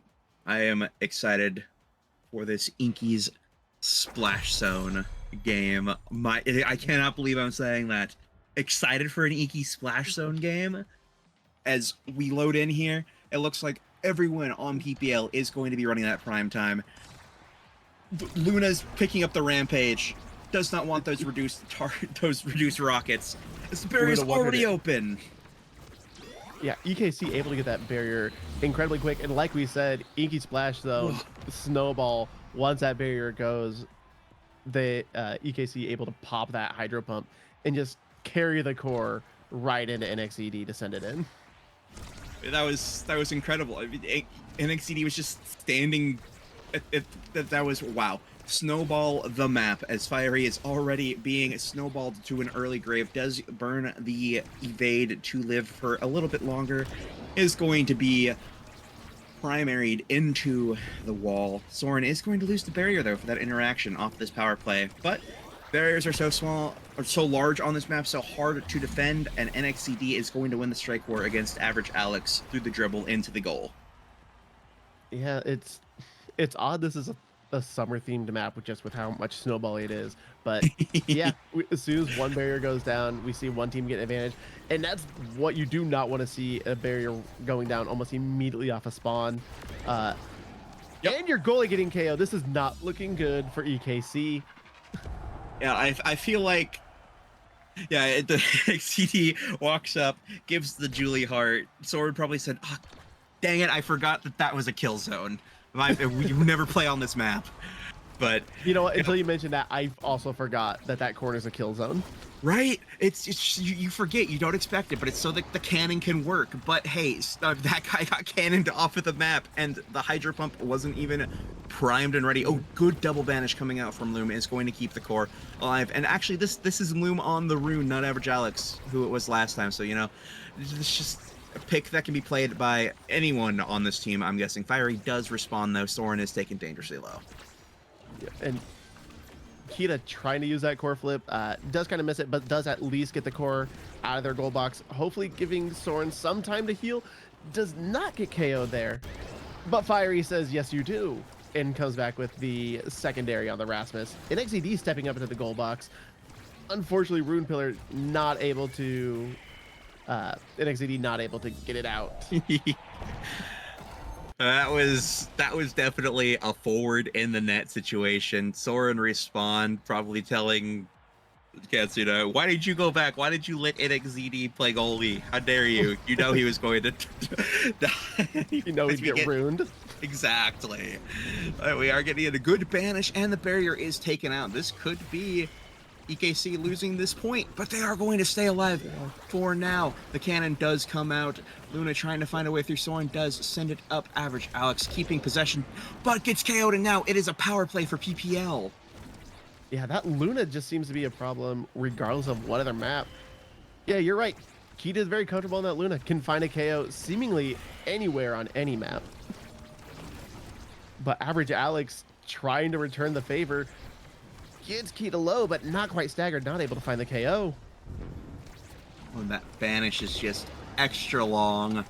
Does manage to get the Asher taken off the field. Now Soren just playing a little bit of core strike with Average Alex up there, is going to manage to get the clear twice against Estelle's abilities. Fiery just not in the right positions to make a strike war happen off of everything, and losing their barrier to boot. This is just not a good look if you are PPL and wanting to win this set, but the cannon comes out, nothing is really found. Yokokiga trying to find a kill, is going to be blocked by the core, as now the cannon comes out, still staggered, is going to use the flip, and Average Alex is going to find the score. That is going to be the set. We are seeing a lot of KOs come out, but not in the ways you'd expect. Like normally Inkies is like someone gets caught in the hydro pump, but no, these are just raw, like chip down damage, find him too close to the edge. Like the cannon hasn't been as influential as I was kind of expecting it to be. Yeah, absolutely. Well, I mean, NXCD did find the one goal off of the cannon earlier, but that was about it. But Unstoppable is being picked up here by Average Alex. Just a good pick to take away from the enemy team when you've got Erasmus on your team and Estelle. I mean, both of them are going to be taking advantage of that hit stun. So having that off the board as an option from the enemy team, looking pretty good. Otherwise, Fiery does pick up Catalyst, which is pretty great. Soren is going to have Chrono Boost on this Kai, which is a great pickup. It's just going to let him affect so much more. But as we get into this, you know, it's looking like could be anyone's barrier at this point, Brando. Yep, and Kita does pick up that twin drive, which we've seen the damage Kita can do, so giving them just one more tool in their belt. I'm expecting Kita to be able to find some of those KOs, and EKC hoping to be able to take advantage of those KOs, but Fiery using that Rasmus finesse with the death touch to get the core away from Soren and take out basically a free barrier because of it. And Kita and Soren getting caught up top, not able to cover the bottom, and Fiery just sends it down in a little Rasmus primary hit stun just to secure it. Just a little bit of stepping on each other's toes or expecting one to have an ability that they really didn't. Soren and Kazuno not going to find anything just yet, but they are going to find a barrier here as NXCD does get banished. Mloom's attention being drawn elsewhere. Great secondary to get out of the way of NXCD, stopping him from doing anything, but the core flip is not going to be stopped, and NXCD sinks it in. Mloom doesn't try using the flip to save that one. Save it for the next set and prepare for next point. You know what I mean? Yeah, it's a one. You're just gonna make it 1-1. Save the flip. I think that was probably the correct call there, especially since EKC still had their barrier up. It's not worth it. It's gonna be a struggle regardless at that point. Yep, as the barrier does go down, cannon is primed. Fiery is going to strike it out of Katsuna's core flip, though, is not going to find anything for that. Great barrage coming out from Soren is going to keep them alive in this game with a barrier for just a little bit longer. Fiery is going to get the core Giga blasted out of his hands. Soren now fighting against Average Alex in the bottom here. Fiery taken dangerously low. Room Pillar coming out, not going to find anything for it just yet, but the barrier does get taken out along with Fiery. Yeah, it's like now can PPL take advantage of this open barrier, even though they have a striker down? Unfortunately, they do give up their barrier, and Soren getting very close on some of these saves, but able to lock it in and keep it out, but not against a flip with Average Alex sitting into that top corner. Soren honestly held out insanely well and made it in some incredible saves, but unfortunately just did not have anything to respond.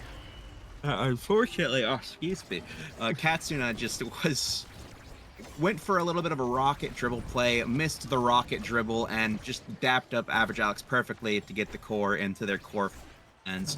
But does have a flip of their own almost. Cannon comes out. NXCD not even going to need to use his flip to secure this goal. Does manage to find it.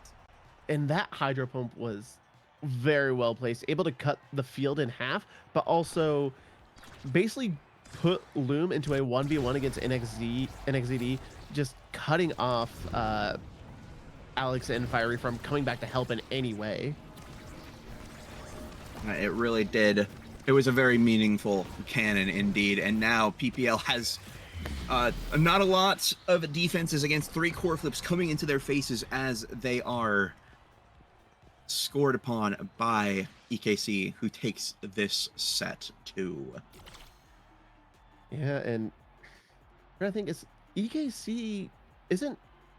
We haven't. This isn't the amount of damage we've been seeing in the previous games, so I'm not sure survivability is the way to go for PPL. But I'm trying to think what can PPL do to adjust, because that was a very close game, but he just seems to have something going for them. The tempo definitely does feel like it is EKC favored, although I think they just need to make minor adjustments to the targets that they are looking at, right?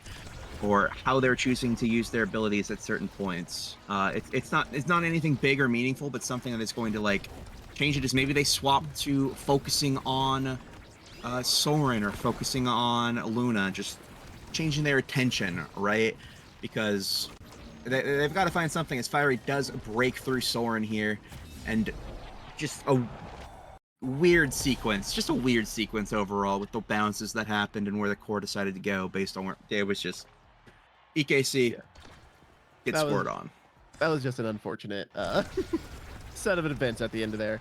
But I think you're right. It's like, I don't think there's any major win con, like, oh, they're looking for this awakening, or oh, they need like play this style. I think it is just a lot of micro adjustments, and just like you said, change who you're targeting, be just a little bit more efficient with your ability usage, because it does seem like a very even game, but EKC just seems to be a bit more efficient, except I think PPL is kind of finding their rhythm now. Yeah, they have decided that Soren has picked an F-tier goalie, Kai, and they are going to abuse him on that fact, right? Because it's the second time in a row that Soren has just been picked apart by Fiery and Average Alex, making a concentrated, right? And this time it even led to Soren's death. But that is the barrier going down from Loom, who tried to do a little bit of a pillar play, but was unfortunate in the timing. Not going to get it just yet. The goal is open. NXTD fighting. The cannon is primed, and Luna was ready.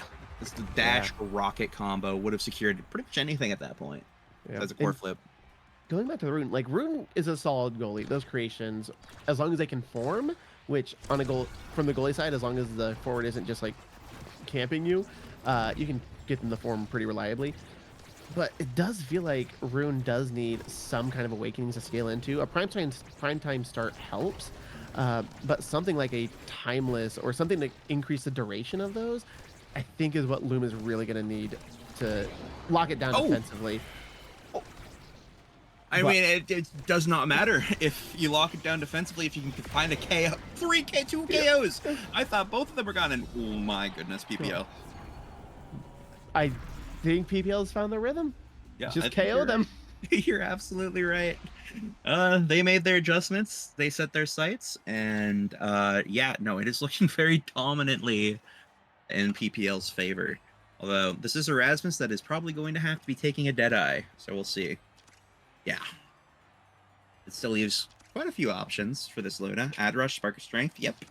Sparkington of Strength, that is. First Spark coming out. And has 2 Sparks in this draft. I don't believe we've seen any of the other 2, so those could still be on the table. Rune does get that timeless. Granted, EKC doesn't really have anyone to deny a Rune, a Creation Awakening there, so I bet Loom is really loving that and immediately taking advantage of it. Yeah, absolutely. It's going to have to... tries to go for the KO, not going to find it. Banish does come out. That Banish is just... the strike shot is making such a difference, right? And the extra special, that is so annoying to have to deal with if you're on the side of EKC. But Soren and NXZD are going to find a play there together. They are going to get the score to go up to secure that. The Chrono Boost really does come in clutch. Cannon comes out. Giga Blast. Unfortunately. Yeah, Loom tries to drop a pillar to kind of deny that Hydro Pump from doing anything, but unfortunately does teleport right into the Hydro Pump and get KO'd. Yeah, that is a messy situation if you are PPL. Yeah, like I saw the vision there. I don't think they realized just how close their teleport point was to the water. That is unfortunate, but hey, that gets us our first, splash zone KO. So, let's go, Bloom. Thank you. Yeah. But as we get into this, Luna is dangerously low. Is actually saved twice from the pillar. The first time was on accident. The second time, I think they were just trying to find something to do with this Luna. They are going to be KO'd, but NXCD is going to find the goal. Giga Blast eaten by Fiery Soren, but wow, they just let Soren do that. Run up with the barrage and score. That is. I mean, you have a Soren running up with a flip. Your pillar's kind of clearing your top clear, and the Kai barrage underneath you. You just kind of have to make a decision. Yeah. And there was one. Honestly, I just would have wanted to get Soren's flip out, but hey, we do get his flip out, and he gets nothing for it. So you know what? Yep. All good. Down for that to happen. So, PPL kind of on their back foot here, but making something happen with getting the barrier out of EKC there, and a KO. Noob down. I'm sorry.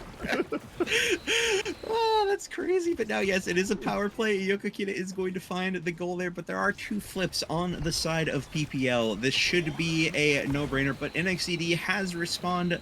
The cannon is going to make things very hard, and that is one less flip on the side of PPL as Fiery has been taken out, and M Bloom seems to be next on the chopping block. NXZD is in position. What a strike shot into the core flip, but it was unfortunately not enough and in the wrong direction. Yeah, unfortunately, strike shot can only put it in one direction, and Kita was right there to send it right into XKCD to just stuff it in with that Asher primary. And just well played, I suppose. As we get into this draft, that is a rapid fire on Kai, this weak character with prime time. Chrono Boost, Hot Shots, Castellast. This Kai can do a lot. But we do see the Luna picking up Built Diff instead of the Spark Resilience. Granted, Impact just wants to do those damage. I believe the Built Diff percent will actually give you more damage on your ult, but yeah, kind of going for that size increase also. Maybe to try to win some more of those strike wars. I'll be honest, as a Luna enjoyer, especially brawling, having size on Luna feels great. Like your secondary, you feel like you can win so many more like these really fun flying interactions. It's great. But NXZD and Katsuna now trying to find something. Tried to find a little KO on Average Alex, a sneaky one. Didn't quite find it. As now NXZD is behind Soren in their own goal. But great dash coming out from Katsuna. Blocked away from Blooms with the primary.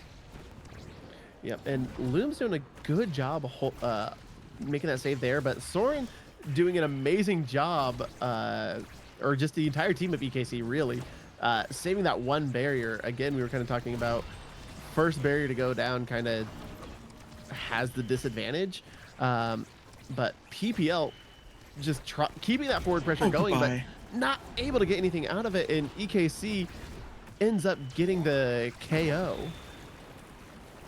Yeah, no, that was a wonderful KO. That is two flips in front of you. They both use it. Soren, what are you doing? Soren. NXZD is going to beat Soren at the flip off and is going to score. Well, Soren with the spread out. That's crazy. Sometimes a goalie just wants to get their own goal, you know? Yeah, as Soren almost lets them score on them. That's crazy. But Soren is a little... Oh, goodbye. Yeah. That little death corner of Inky's comes into play yet again with Soren. Yeah. That's crazy. That is fortunate, and I've never even considered that. Like, as a goalie, defending your own barrier does kind of put you in a kill scenario. It certainly does. But Soren now is back, is barrier down, but is going to try and find a barrier here. Is going to get it out just in time. Does protect himself from the Crystal Thorns. Unfortunately, can't protect himself from the Rasmus primary as it does go in, and that is now PPL at set point. Yeah, PPL just able to keep so much pressure on the side of EKC. It feels like EKC, whenever they're able to get the barrier, it's something like that. It's kind of like just catching Loom out of position, or kind of a cheeky Luna snipe, or Soren kind of getting a little greedy there maybe. But you know what? If you just kill the other two people on that team, you might be fine. I mean, Huh. wow, that is quite the power play. Quite the Okay. power play, and I was kind of paying attention to Soren. What happened? see, that's the thing, is I was also paying attention to Soren. But hey, it's happen. Core flips might be going down sometime soon. NXZD does have one, but is missing a lot of HP. Does take the goalie orb. Does use flip, trying to get Loom away. But unfortunately, he did not move. Took no knockback from any of that. And now it is an open goal for EKC. How things went so poorly, I do not know. But Bloom does get the banish off. The cannon is up. It is now Soren in a 2v1 against Fiery and Average Alex, and he will lose that 2v1. And now PPL gets the privilege to face off against Sad Boys once again in grand finals. Yeah, PPL, like we were saying, both teams had something to prove. PPL is the team that put EKC down here. EKC wanted their revenge, wanted to prove themselves. PPL was fighting for the chance to redeem themselves against Sad Boys going into the grand finals. So, but great plays. It was interesting seeing an Inky's game. I've not seen an Inky's game in a hot minute. And yeah, it was interesting. It was fun. It was really fun. Completely forgot about those. Much like Soren, that those edges do kill. But yeah, great plays back and forth, going to set 5. I believe in games 1 and 2, these teams just fighting it out. Really well played on both sides. Yeah, absolutely. And I mean, just as close can get, right? Like, I think every single game was up to set 5.5, right? Just an absolute. Both teams wanted this, and they wanted it badly. And I can only imagine the paragraphs of compliments all 6 of them are writing for each other right now in their Start GG chats. Like, all of the nice, beautiful messages. I can only imagine what they could be saying right now. Wish I knew. Yeah, but I guess in the spirit of say nice things Sunday, EKC, phenomenal coordination with your damage. Everyone kind of had an eye on who was low on stagger and able to like really coordinate a lot of those damaging sequences. And PPL just had like a fight, like the fight in them is like EKC was dishing out all that damage, but they never lost their composure. They never got disheartened. They were always ready to fight back, and they knew their game plan and really well did a really well job sticking to it. Yeah, absolutely. And I mean, hey, even more in the spirit of saying nice things Sunday, Brando, it has been a pleasure to cast with you tonight. This was a fun time for me, and you were a fun caster to cast with, I will Thank say. you. It was very fun for me. You know what? Not even in the spirits of nice things Sunday. Aw. Just a personal compliment. You have a lovely voice for casting. Oh, thank you. I appreciate it. Thank you. And I think same goes to you. Actually, it was very nice to listen to you cast. Oh, Yeah. thank you. Yes. Well, thank you. Don't feel all warm and fuzzy inside.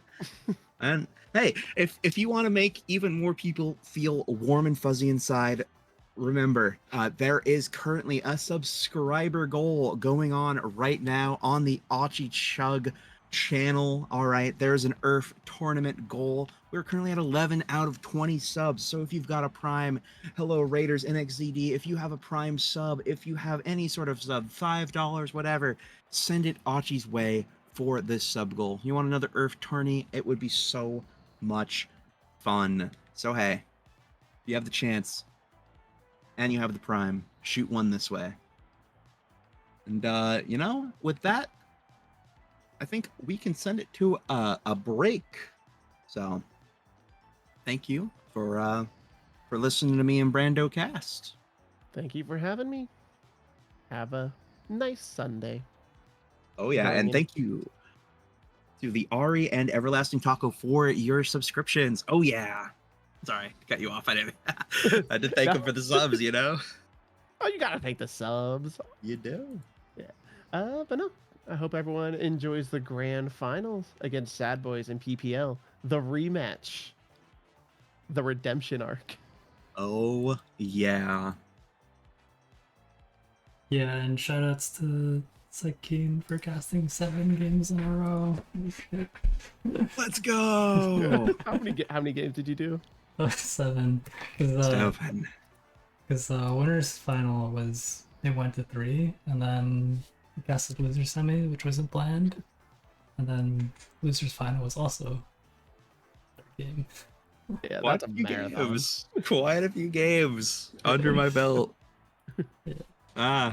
Am I needed for grands or am I good? You are good to go. Sweet. Thank you. We are still hot live on mic. but, Oh, yeah. cool. Bye. A little behind the Alright. scenes for everyone. Yeah, just making sure. Just making Yeah. sure. I'm All just, right. Well, just waiting for Oh, cool. cakes to be ready to be rated. cool. But and are we still hot? Yep. Okay. Okay. Thanks, Achi, for putting on this tournament. Like, thank you. Say nice things Sunday. I love it. So thank you, Achi. Everyone else say thank you too. Thank Be you, grateful. Achi.